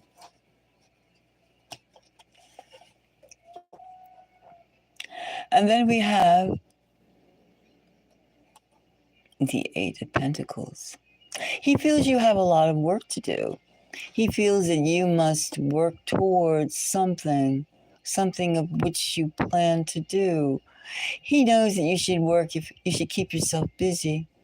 You should keep yourself busy and be happy, knowing he still loves you and watches over you. He enjoys watching you do just like a child, the laughing, the walking, the skipping, the hopping. He's there for you. Don't get depressed. He's there. The Eight of Pentacles is the work card, working towards making the earth better, making yourself better, making the two of your flow, your energy flow better. Then we have the lovers. The lovers. Well, your father loves you. And when you have the lovers, you have a sense of warmth, a sense of wholeness, a sense of completion, a sense of, don't worry, my love. You are loved. You were loved. You are loved. My body is not here anymore, but I love you. And I will wait. And I will not go far beyond where you are. True love. Working, watching, guiding, waiting. He's waiting. He will wait. And here we have the Page of Pentacles. When you're seeking a new idea, when you're seeking something different, when you're going on a new place, your father is there. He is there. He wants you to explore safely. He wants you to go where the people feel good about you. Now let's look at this Page of Pentacles a little bit more. Let's take another card, another deck. Now, let's take this one. We're going to do a deck hopping. Now, let's see what this Page of Pentacles. This could be a new direction you should take. Because your father's there, he's watching, and he's wants you to do well, and he wants you to keep busy. And he's almost as though saying you should go in a new, try something else. Something else. So what is this Page of Pentacles? What is this Page of Pentacles? Could this be? He's giving you a message about a direction that you may go. You should go. Now, you can't hear me at all? You can't hear me?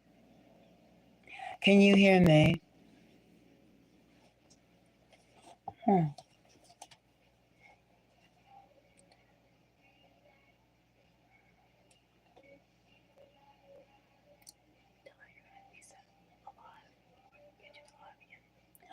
All right, we're going to do this live again. If you still can't hear me, I'm going to reset it in a minute, okay? I'll wait till you say okay, and then I'll have to, maybe I'll reset this if you still can't hear me. Oh, okay, good. Now remember, we'll go through this. Now, the star. We have the King of Cups. The star is the healing, the bond between you, looking into the cosmos. The cups, the King of Cups is your father. It's your father. And then it's your father looking out for you and giving you eternal affection and love and guidance. And the flow will not be stopped because he's not there in person anymore. And then we have here the Eight of Pentacles. We have the work card. He's very interested in you being all you can be. And we have the Lovers. He is wanting you to go where you feel that you are best suited. He's very concerned about you doing what you should do, going where the light is most positive. And then here, the direction he's wanting, we see the Page of Pentacles. That's a new direction. That's another space. And since it's connected with where you should go, we're going to take a look about this Page of Pentacles. This Page of Pentacles. Now, let's see, is this a new direction? It seems like he wants you to go in a particular way. Something that he feels that maybe you should try something out, some sort of venture, what is this Page of Pentacles? Let's just start exploring what this is, what this direction could be, what this new detour, this new avenue. What is this? Okay. Now we took 3 cards. Let's see. This may not be the proper deck for it, but we'll see. We have the Knight of Swords. Maybe he feels that you should be in a place where you can influence more people, that you have much more to offer. You should be a voice for something, a voice of something. You should have a message to give. The Ace of Wands. He feels that you are very innovative and you should be a catalyst for change. A catalyst for change. A catalyst for change. What kind of change? He admired something. Now, this Page of Pentacles, this idea should be, look at these cards. It's almost as though you should take a detour and be a new career move or something, that you would be more outspoken and people would see that your sincerity, your strength, and they would be motivated to do something different. Almost like being, not, this is not quite it, of course, but something like a counselor, something like you can motivate others to do something different. Motivation, something is more outspoken, something that contacts, you should be more people orientated, because of your enthusiasm and your determination and your strength, that you should be in a more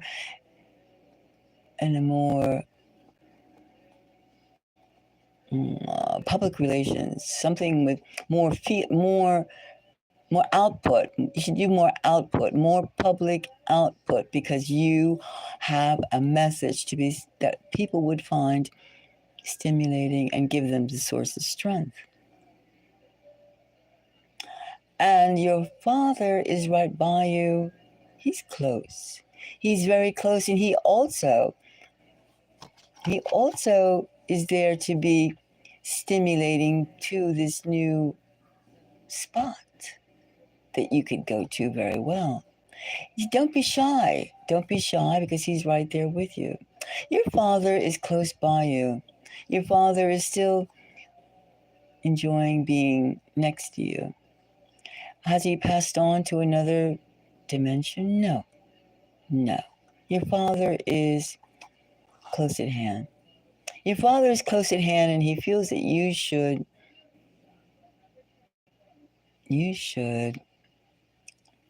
don't be afraid to move into another direction, whether it be personal or career-wise. He wants you to be happy. He wants you to stay strong. He wants you to take confidence in his feelings for you. In his death, 5 years have passed, but it's no time to him. It's no time. It's no time to him.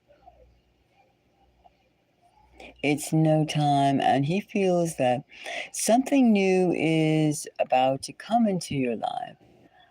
Something, a new opportunity, a new direction in your personal life. Something that you have to be strong, and you could do it, and it's a good move.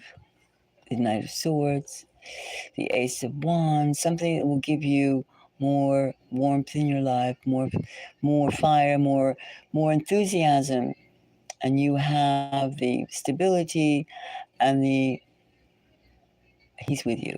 He's with you. He is guiding you to make a decision, to make a new direction. Now, let's see what this Ace of Wands could be.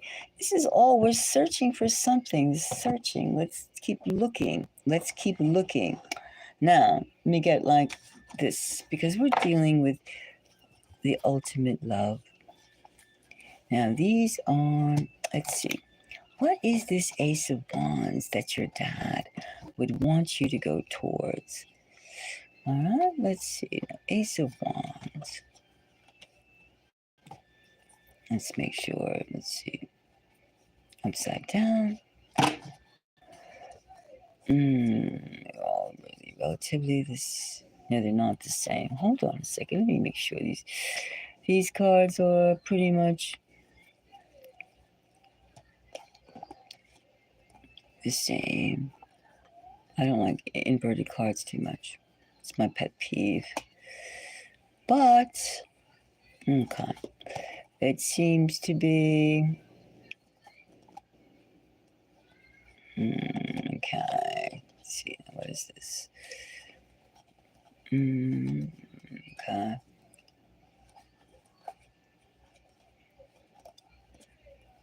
All right.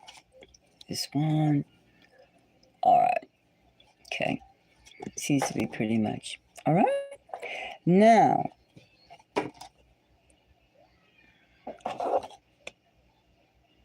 hello, David. Now, let's continue. Let's find out what this Ace of Wands is all about. What is this? Could this be this is a special? He wants you to go a new idea. We've got the Page of Pentacles, of which we have the King of Swords. And let's find out what this King of Swords. Let's see what this Ace of Pentacles is. This not Ace of Pentacles, Ace of Wands, this fire. Where is this fire going? Let me see now. Which one? This one. Now, we're going to see, get some, this one.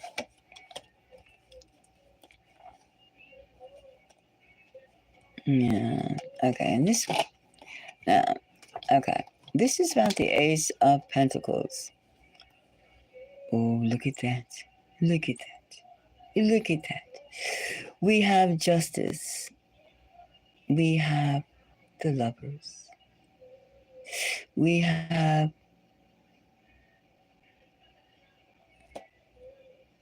let's see. Now we have the 10 of, not the Lovers, it's the 10 of Cups. The 10, look at this. And we have the 3 of, the 3 of Pentacles.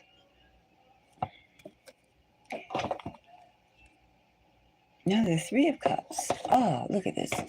Now we have the 3 of Cups, we have the 10 of Cups, and we have Justice. This lighting is a little for these particular cards. But we have the 3 of Cups. This is the Ace of Wands. Blessings, blessings, blessings, blessings, blessings. Do you understand? Blessings. Look at this message. This is where the message from Dad. Dad is happy. Ace of Wands, something, you have to make a decision and you should go for it because you have the 10 of Cups and you have the 3 of Cups. Under the Knight of Wands, there's a decision that it must be met and you should, it will be coming your way. You will hear it soon if you have not heard it already. Under this Page of Pentacles. Do you see that? Your dad is right by you, and he has this message. Look at this. Blessing, and the King of Cups bringing you the 3 of Cups and the 10 of Cups. And that is like something that he is personally putting his energies on. He's putting his spirits, his light, his giving.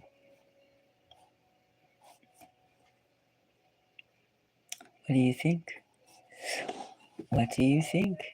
Dad, look at all this. Definitely. The Star. The King of Cups is the dad. The Star is the seeking. The 8 of Pentacles is something working and keeping yourself busy. And the Lovers. The Lovers is doing what you should do and being whom you should be with. And also, you deserve love. And then we have the Page of Pentacles, in which we decide to find out what was this this direction that seems to be the Page of Pentacles. And then we found out that it is something, it's a fiery message of the Ace of Pentacles, of the Ace of Wands, and we have the Strength card.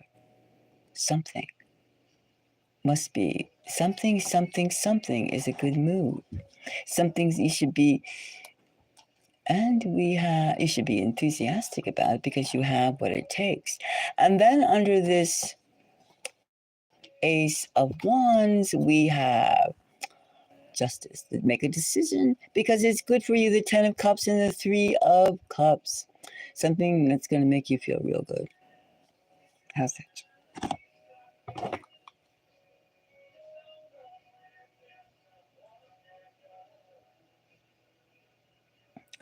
Something something good is coming and it's being directed. Your father is with you. Your father is with you. And you have the strength. You have the strength to do something. Something is coming. Something is, you have to make a decision. Something that you should make a decision on. And he's there for guidance. He's lending his strength to you.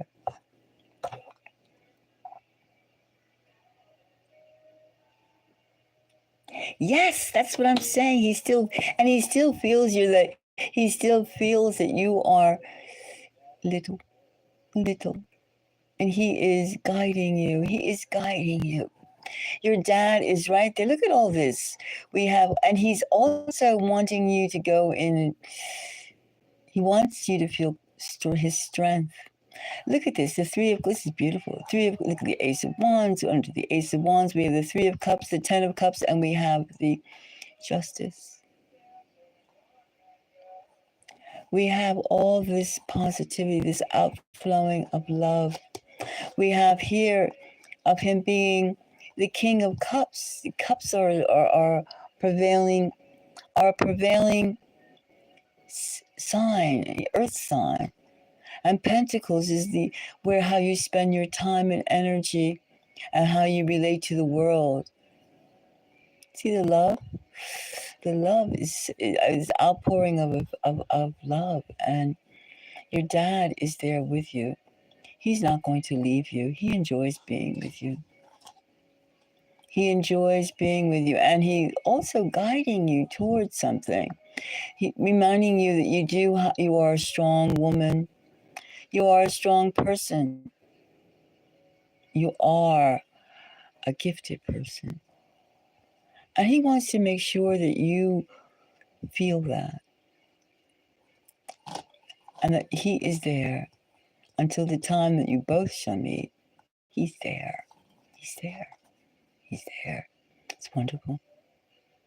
There's so much love, I feel, that just by thinking of the two of you together. But he also is really, really, you're always his little one. The little one. Not that he's not proud of you as a woman, as a person, as an adult. That's not it. It's just that he feels that he is your guide, your rock. You are his precious heart. He doesn't give that up. He will never give that up. No dimension will ever. He loves you. He loves you deeply. He's right there. He's not going anywhere. He's not going any type of reincarnation. No, he loves being by you. You make him happy. He's unwilling to go anywhere. He's unwilling. He finds substance in the two and your interaction with him.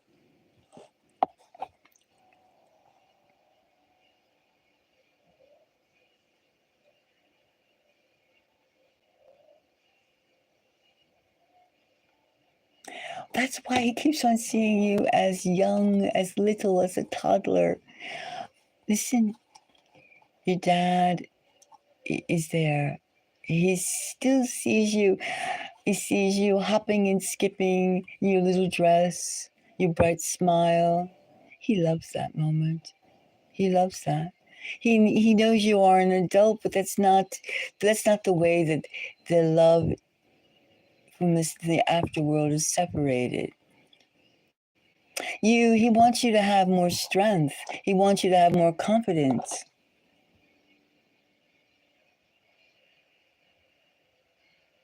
Yes, that's what I mean. I keep on seeing. The oldest I can see him seeing you, the oldest I can see is 3, 3-year-old, 4-year-old. Like that's the oldest. The oldest I see hopping and skipping and running and looking up to dad. I see that longing, that sunshine, that warmth. I see, I see warm colors. I see like afternoon colors.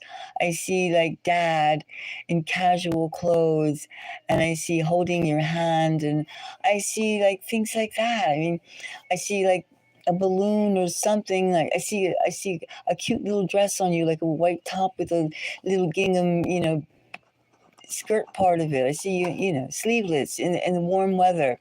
I see that. I see hopping and skipping, and I see like some kind of meadow. I see like a dandelion or two, puffed in the meadow. I see that type of stuff, and I see dad's chuckle, dad's like the warmth. I see warm colors. I see very warm colors, very warm colors. I see very warm colors. Yes. Dying is a sadness, but it's a necessity. You can't. We only dying is our only way out into the eternal bliss, the bliss of the cosmos. Dad isn't going anywhere without you. Dad, he doesn't want you to think of those last moments. He's back there, he's feeling, look at all this joy. Dad is happy. Dad is happy that you have that connection. Dad is happy that you were his baby. You are his baby. You will eternally be his baby. It's beautiful. Look at this. The family. The 10 of Cups, the family. The 3 of Cups, the celebration, the joy. There are very moments. Dad wants you to be all you can be. And Dad is always there. Dad feels that you should go in a direction. This Pentacles, this Page of Pentacles, something. And as I checked it out, getting this message that Dad says something, a slight change. You have the strength for it, and there's blessings connected with that change. Dad said, "Go for it. Go for it. Go for it." And it will bring you have to just make a decision on something. Either you're making a decision now or soon. And you should go with that decision, because that decision will bring you abundance. Abundance. And then Dad will see he'll feel that warmth again. It's wonderful. There's something that you have to make a decision for. It's going to be under a new idea, something new, something that will blossom just for you. And Dad said you have to make that decision, and it's towards your abundance. Yeah, that's what Dad says. Dad said there's a decision coming up, and think about it, analyze it, and make a sound decision, because abundance is the issue. It's going to be the deciding factor. That's what Dad says.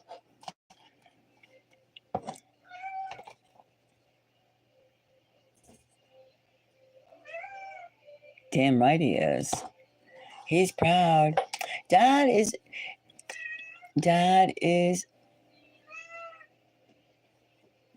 happy.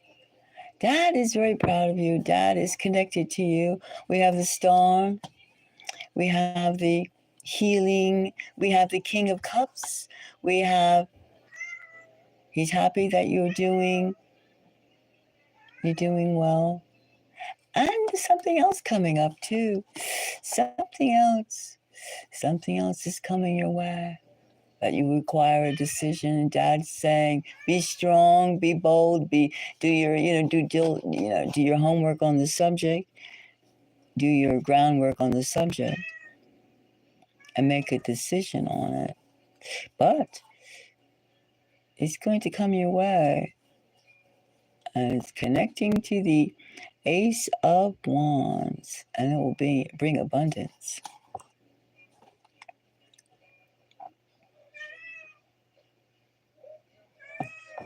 There's something that's coming your way. Something. I don't know exactly what it is, but it's an abundance issue. And you're going to make a decision on it. Something's coming your way. Yeah, something. That's my pussycat. Something's coming your way. And it's for you. It's for you.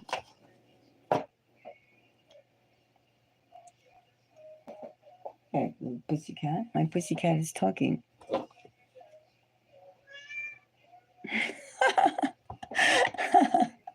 Well, it's definitely when we have the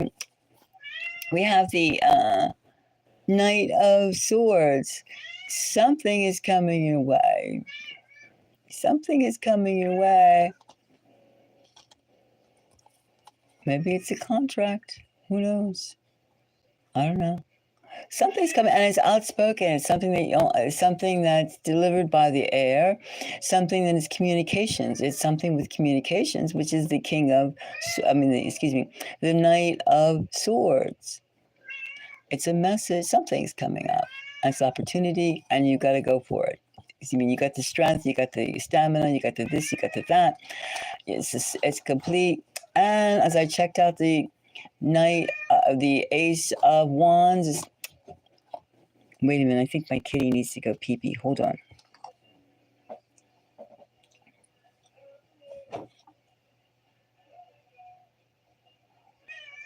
Hold on a moment. What?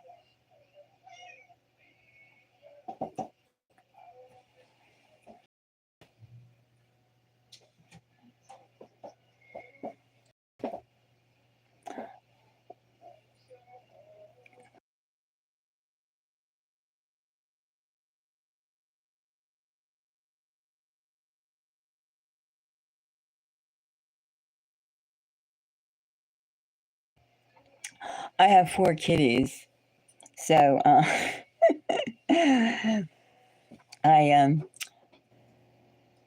I have to like regulate them at times. I have 2 boys and 2 girls, and I have 2 Siamese. Which then I found during COVID lockdown, I found 2 little kittens by a river, and they were so sick and stuff like that that I nursed them myself, and then I was fostering them, but then they're still here. 4 years later, they're still here. So that's why I have 4 kitties. And I have 2 Siamese and 2 Mogies, and it's a full house. It's a full house. It's a full house. So some of them I let them out. Some of them I make them. We have to. They can easily, cats can easily run the scene. So I have to make sure that they keep straight and narrow. Yeah, but yes, I mean definitely you're going to have the opportunity to show. Definitely, you're going to have the opportunity to show who and what you are because something of abundance is coming your way. Yes, abundance is definitely coming your way. You're going to get an opportunity. This Ace of Wands is something is coming your way, and it's definitely, we have the work card, then we have the lovers, and of course your father being the King of Cups and the connection between you, the star, and we have this Page of Pentacles, which seem to be like a little off. What is this other thing? Page of Pentacles. That's a beginning idea for wealth, a beginning idea for extending yourself. And then when we checked that out, we found, all this action. We found the Knight of Swords, and we found the, the Ace of Wands, and we found strength. Now, strength you already have. And of course, being the Knight of Swords is the communication factor, and some message was coming your way. So the thing we did, we checked out the Ace of Wands. What is this fire and this incident? Then we have the Justice, which is decision must be made, and we have the Ten of Cups and the Three of Cups, which means like there's abundance coming your way. Depend on your decision to accept it or not to accept it, something like that. That's what I see. So basically, I think something. You got to keep your eyes open. Something's coming your way. Something that has to do with, something about your routine, something about where you are, something about your substance, earth, the earth element. And that's what I see. I think you're going to have plenty of time. I think you're going to have plenty of time to shine. And your dad really loves your gaiety, your brightness. You're seeking to you're leaving good energy. Do you understand? Leaving good energy, spreading light. And making people laugh, making them forget who and what their troubles and this and that is an art form. It's an art form. It is art. It is art. And in these time of tribulations and so much things are happening now that are totally crazy. If you could find humor and bring humor and extend humor and give strength, that itself is a blessing. That is a blessing. You can get something's up. Something definitely is coming your way. Abundance. I can smell the abundance. So I think that's something. I mean, that's a good. It's good energy. It's good energy coming your way. Good energy. Good energy. You're gonna have an opportunity to show exactly who and what you are, who and what you want to show. Your opportunity is coming your way, and your father is also connecting with him. Sends another bolt of cosmic raises to your goal, which he shares with you. He shares with you. He shares. He shares.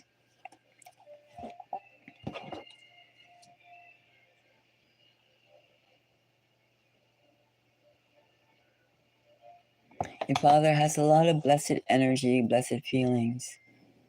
It's wonderful. It's wonderful.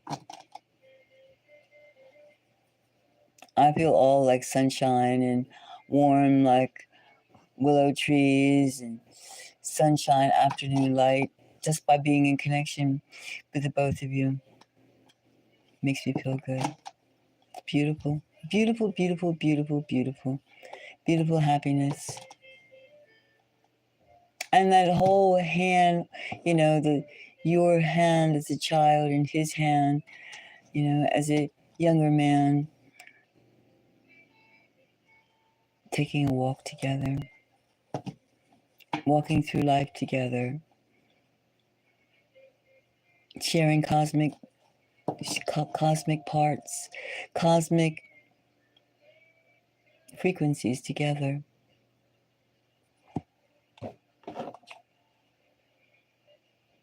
Yes, I really feel that. I mean, no, there's almost like it's like an umbrella. It's not even an umbrella. It's just like it's bigger than an umbrella. It's big. It's big. It's big. I see, fields. I see space, and the frolicking. I see sunshine. I can see you as a child. I see you. I see the both of you, and I'm like looking from like not that far away from the both of you.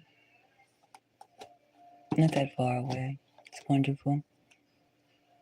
I'm happy for you. I'm happy for you. I am. It's beautiful.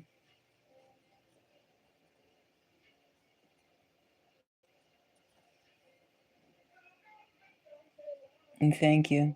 Thank you for taking me with your father's love. It's beautiful. Thank you very much.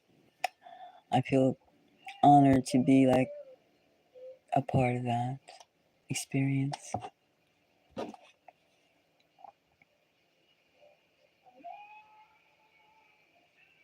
Yes.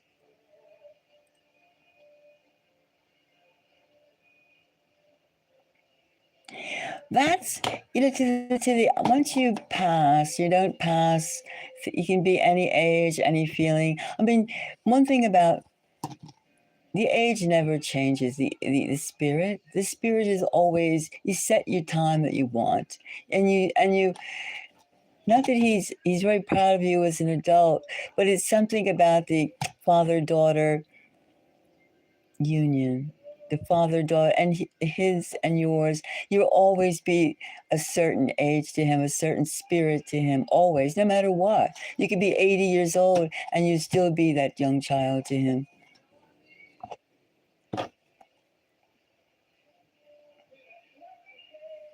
Yes, I just see that. That's what I see.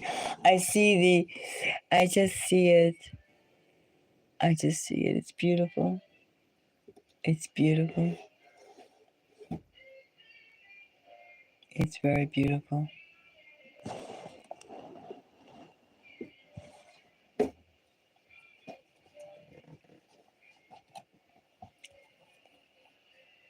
Yes. Having a great dad is a blessing. It's one of the blessings of life. Having a great parent, having a parent that you cared for and cared for you, unconditional love, just loving and guiding and being and just being happy with each spiritual growth, being happy, being a source of pride and strength for the spiritual growth that was necessary to have his spirit and your spirit.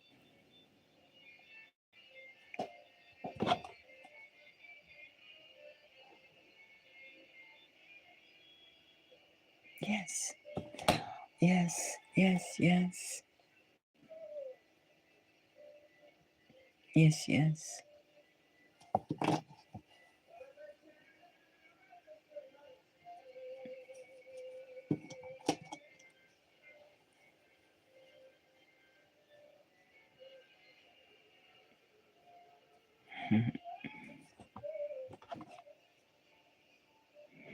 I know. I mean, if we think that when we leave our bodies that we like, let's say you leave your body at 100 years old, you're not going to be running around in the afterlife with a 100-year-old body. You're not going to do that. You're going to put yourself. You're going to put yourself in a feeling. Your vibration. Your vibration is jumping, jumping. It is what it the where you see yourself, where you feel yourself. Your you know, entanglements, your relationships, your flow, the flow, the flow.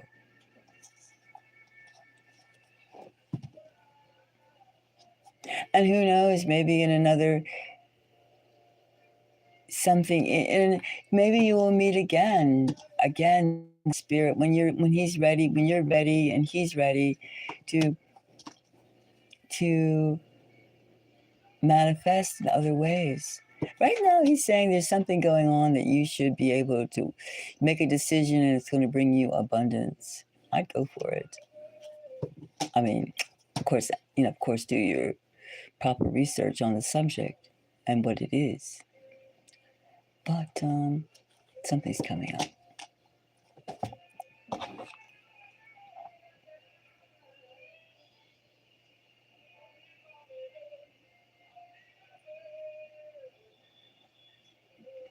Ah, cool.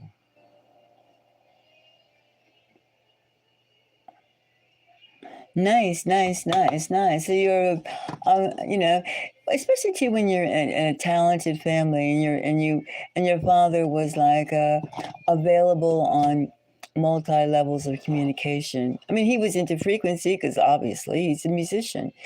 I mean, frequency. You don't have to be a musician to be into frequency, but you know what I'm saying. Yeah, and when you open yourself up and you share yourself, you share. That's a transformation state in itself, transformative uh, frequency levels, of which I know. Also, I mean, it's like I myself like just love to keep growing, keep reaching heights of exploration, keep finding out all types of information, keep yourself alive, keep yourself growing, and trying new things. And the talent, it's like feeding the frequency level, the abilities, the maturation, the psychic impulses, the feelings, the sensations, the exploration.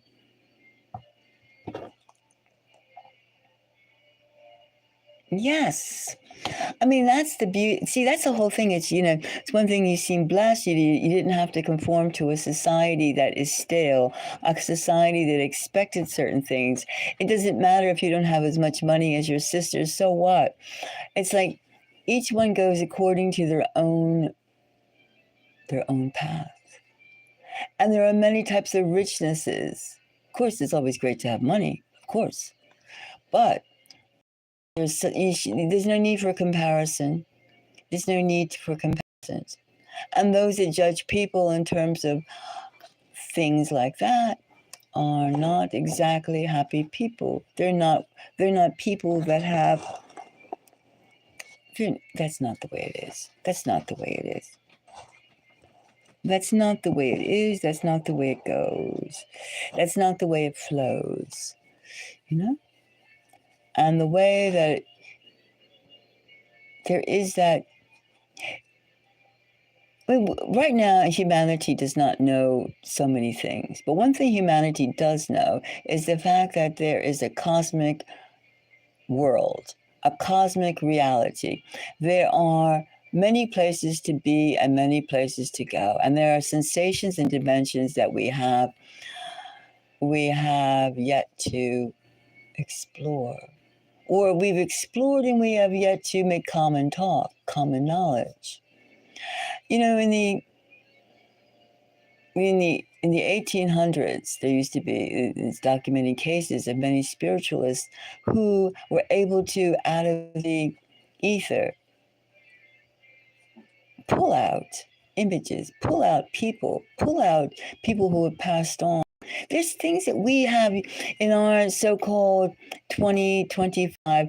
We keep on limiting ourselves to what we can and cannot do.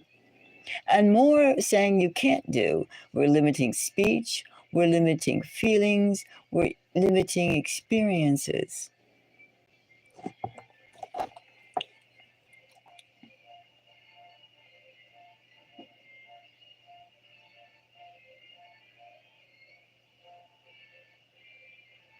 Yes, yes, yes, yes, yes, yes.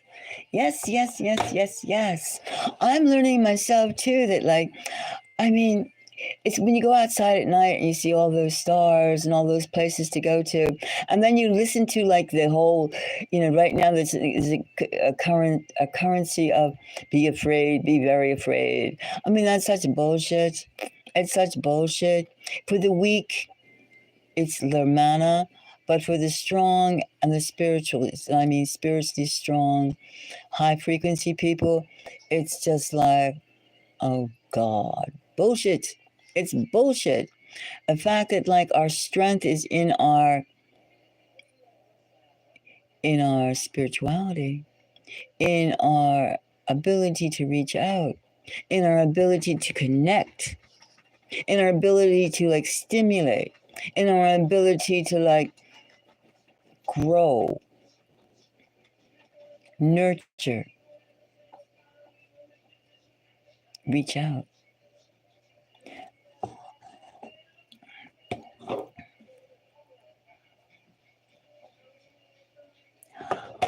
I mean, to many people, I think that like, and in fact, the more higher you get, the more people, almost the people that don't feel that way, the people that are like, my car is bigger than yours, I got a newer brand, things like that, bullshit. I mean, they seem like bugs, like not if there was, they seem like, so you cannot comprehend. You just cannot. You just gotta like take your essence and just look the other way. Don't even contact with the eyes. Don't even contact because that's not the way. And for those of us who could see through galaxies, see through the energies of things, and we can't wait around. Remember how when we were little, we have to be in a classroom. If you went to school, public school or a private school, you had a class that it was divided between the smart and the slow, right? The fast and the slow. But we have no time for it to deal with the slow in terms of like the people that are afraid, are fearful. Because if you hang on to certain earthly dogmas or certain earthly norms, it won't get you anywhere. It won't get you where you have to be. And right now that the energies are moving faster.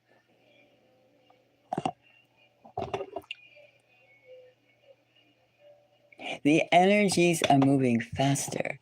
And people, they're trying to scare you so much. I mean, you take all the things, you take LA fires, you take the drones, you take all this and this and that.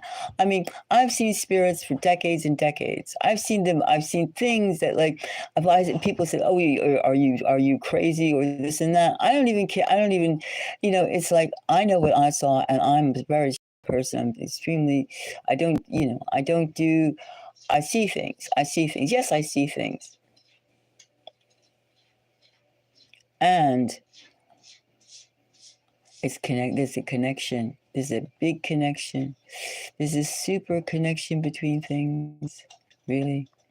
And to go into these private little boxes, no, no, no. It's useless.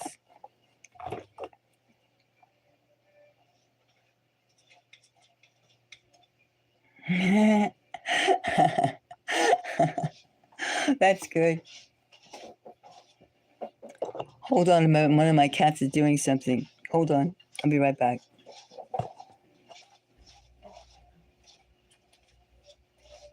Quickly, what are you doing, you naughty boy? You naughty girl.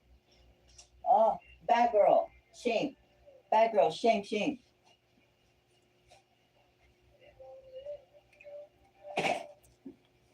One of my mogies was doing something naughty.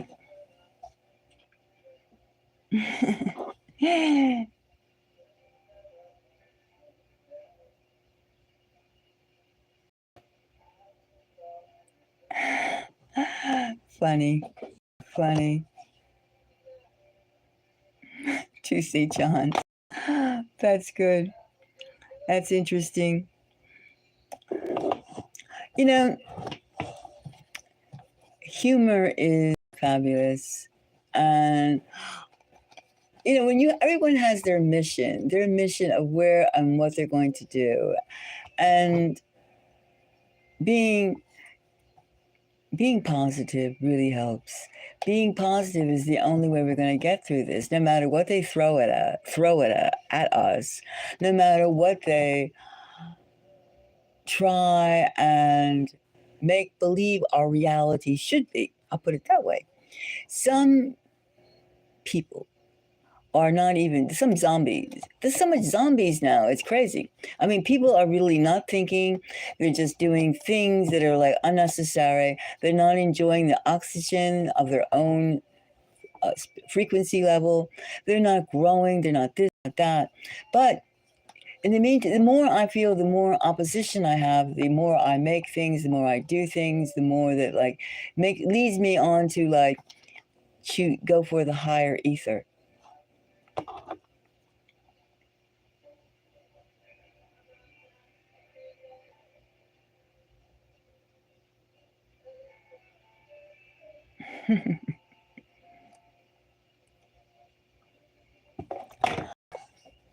Sometimes with people, with strangers, I mean, I don't know, like I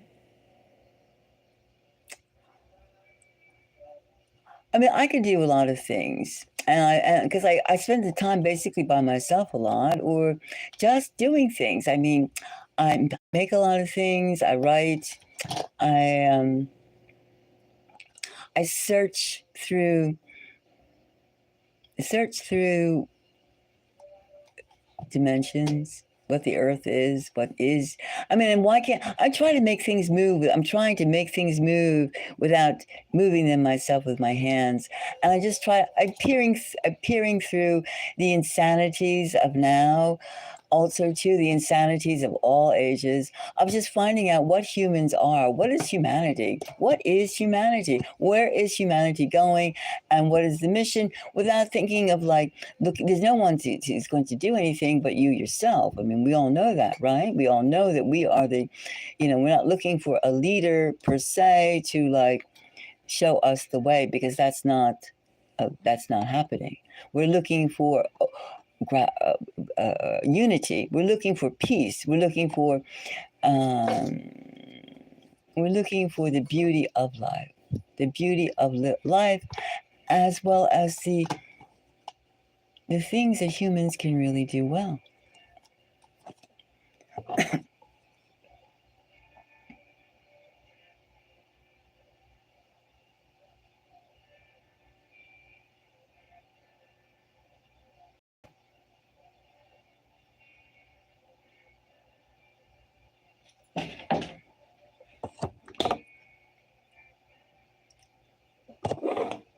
Yes. Yes.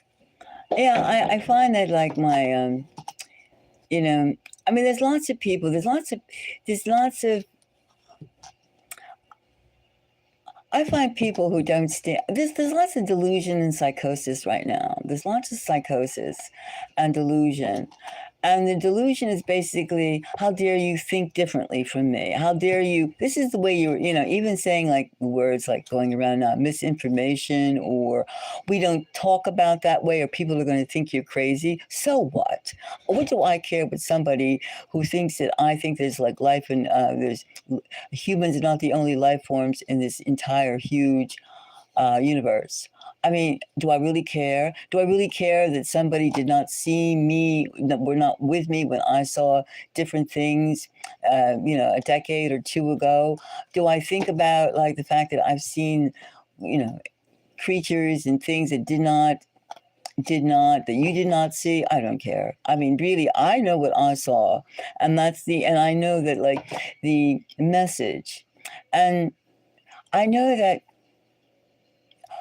because I think differently than a lot of people, that they make it extra. The people who are fearful will give me an extra hard time. I know that, but that does not bother me. It's not. It's. I have no time for that.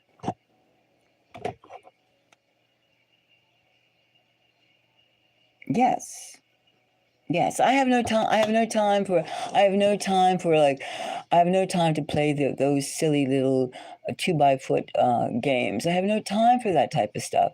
And at the same time, I think that I've had. I did. I know I've had a very unusual life, and I move around. I travel a lot because I need different studios, because each studio, each circumstances makes me do different types of work. It inspires me.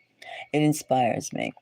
And I'm getting different earth messages from different parts of the earth, different things. Right now, I'm in the mountains, and I like mountain living a lot.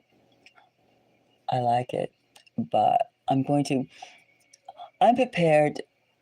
to. Well, I do have like I have lots of sculptures and stuff, and they're like geared to certain things about humanity as well as the cosmos. Just like when I was like, doing, this spirit, which I'm working on. And I have one that's like, I'm working on one that's, this is, let me see. This is like 12 inches by, 6 inches, 7 inches. This is like the length of it is, 1, 2, 3.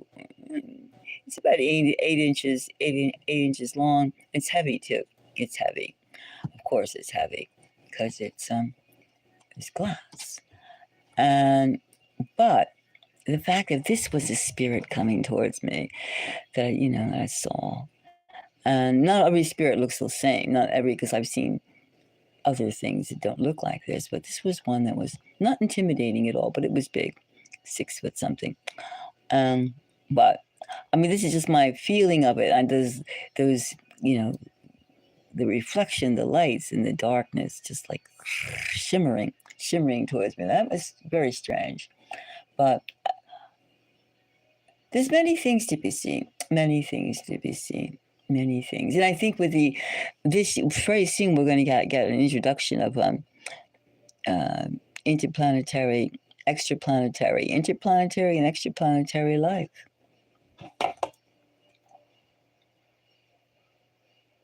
Thank you.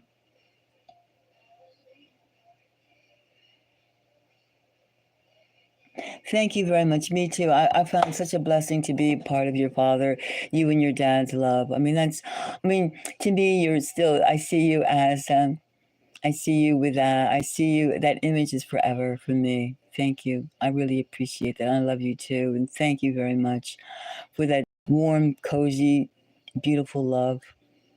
And it's also so free, so free, so free, so free, so nice, so nice, so nice. It's like beautiful leaves blowing in the breeze.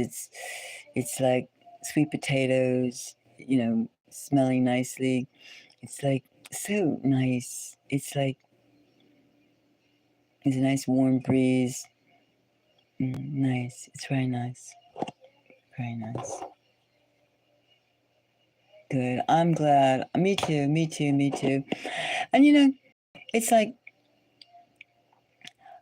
I don't understand. I don't understand how some people can be vindictive and mean. I don't really. But I understand that they're like insecure, and some people, some like when you're positive, you and somebody is not positive, you two cannot relate. I mean, somebody has hangups, which a lot of people do have hangups, but when you transcend your hangups and you just accept, like, we're on this roll, we're on this path, and what can you do to make your life more stronger, more positive, more giving? Now, I I myself, I like to make things. I make things. That's what I do. It's absurd in one way to go around and go making things. And I make them from 15 feet high to weighing several tons. I do all types of things, but I make things. I can't stop making things. And I'm just, because I'm just sharing what I'm sharing. I'm just sharing my humanity. And some people, they can't share without a gain, without they can't share without feeling awkward. And that's not about sharing, it's not about loving, that's not about giving. I mean, perfection is giving freely.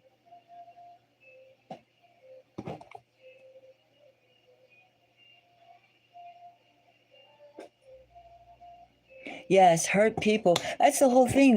They're hurt and they want to go. I know, and sometimes it's scary that around people are so wounded, because I mean I see a lot of wounded people, and I try not to expel too much of my energy towards them, because they are so wounded, and they would they're like crocodiles. They're like crocodiles, and they don't understand. They would take openness for weakness. So I always I'm guarded. I'm guarded. I'm guarded. But then again, when you're always making something, you're working on something, writing something, you're doing something, you're channeling something, you're not exactly like always in one place. You're in a few places. You're up here. You're like 2 feet away from where your body. I mean, you're in your body, but you're not. You're not like, you have something on your mind. You have something in your heart. Something that you're like figuring out. It's like I was like just figuring out how, and I just did a reading not too long ago tonight, that the earth, the age of the earth, right? 4.5 billion years. That, I mean, human culture is only recorded, they give it to us, of course, 6,000 years worth. Right, 6,000 years worth. And then still they have remnants of 12,000 years ago, but they're keeping that to themselves, certain people, certain humans, certain power maniacs. But the point is, when something is 6.5 billion years old, I mean, excuse me, 4.5 billion years old, who are the real earthlings? Who are the real earthlings? Well, anyway, another time, and thank you very much. Thank you very much. I could probably go. You got me going on a trip. Good night, dear one.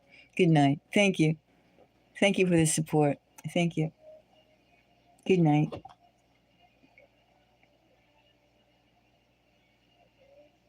Thank you. Blessings. Blessings.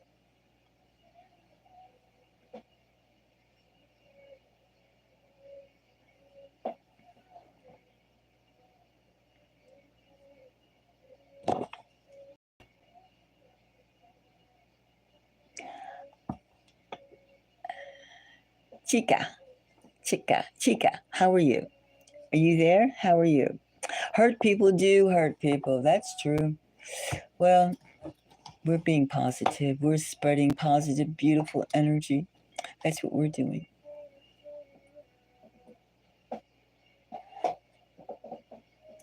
We're spreading positive energy with the language of the stars.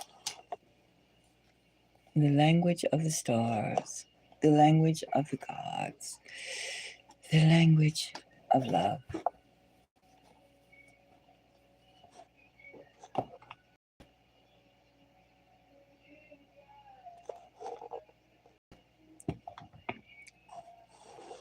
Now, if anybody would like another reading, I am open.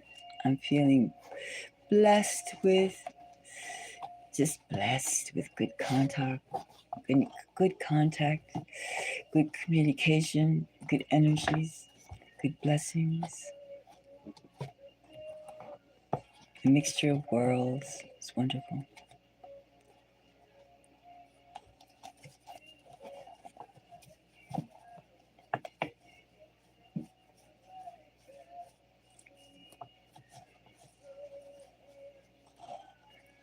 Now, if anyone would like, just let me know, and I'll stay open a little bit longer. But I had to get going, didn't I? I was feeling that last reading. That was fun. That was really fun. Her past father was beautiful. Beautiful relationship between father and daughter. Beautiful. Beautiful relationship. Love it. Love it. Love it. Love is so beautiful. Mm.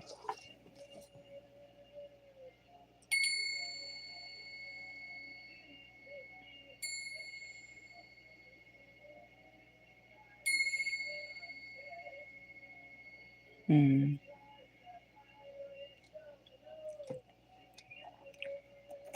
Well, okay. Now,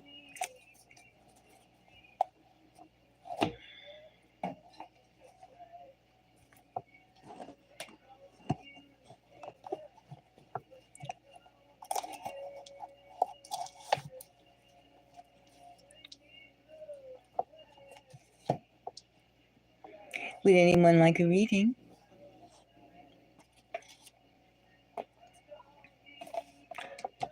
Now, I'm here. If you would like,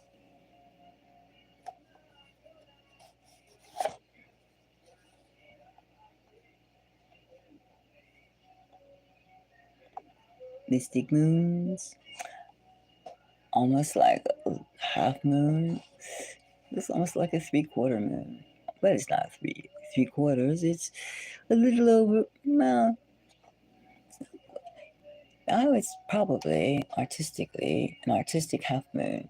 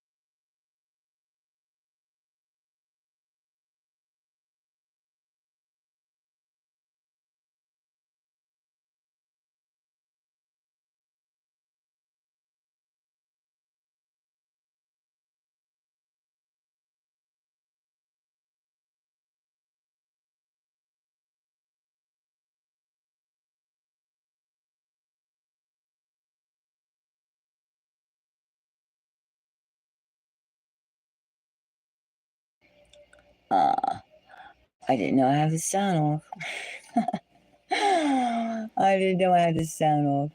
Well, anyway, what I'm basically saying is positive energy is fabulous. Positive energy is fabulous. And we are in the time, 2025 is a year of abundance. Abundance of negative and abundance of positive. Choose your sides well. Choose well and you will gain well. You will gain. Choose poorly and you will lose. That's the whole thing about 2025. It's that type of factor. The opportunities are happening on a vast level. It's a year of change. And it's a year of lots of energies, an abundance of energies. And these energies are some are this way, some are that way, some are up, some are down. And to pick your energy level, to pick the right path to go at the right time. Everything is timing in 2025.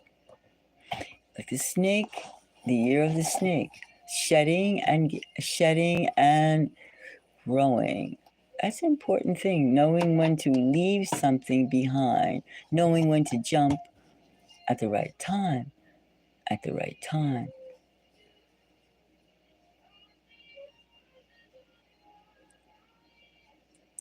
Well, if nobody wants another reading, I think I will close this reading.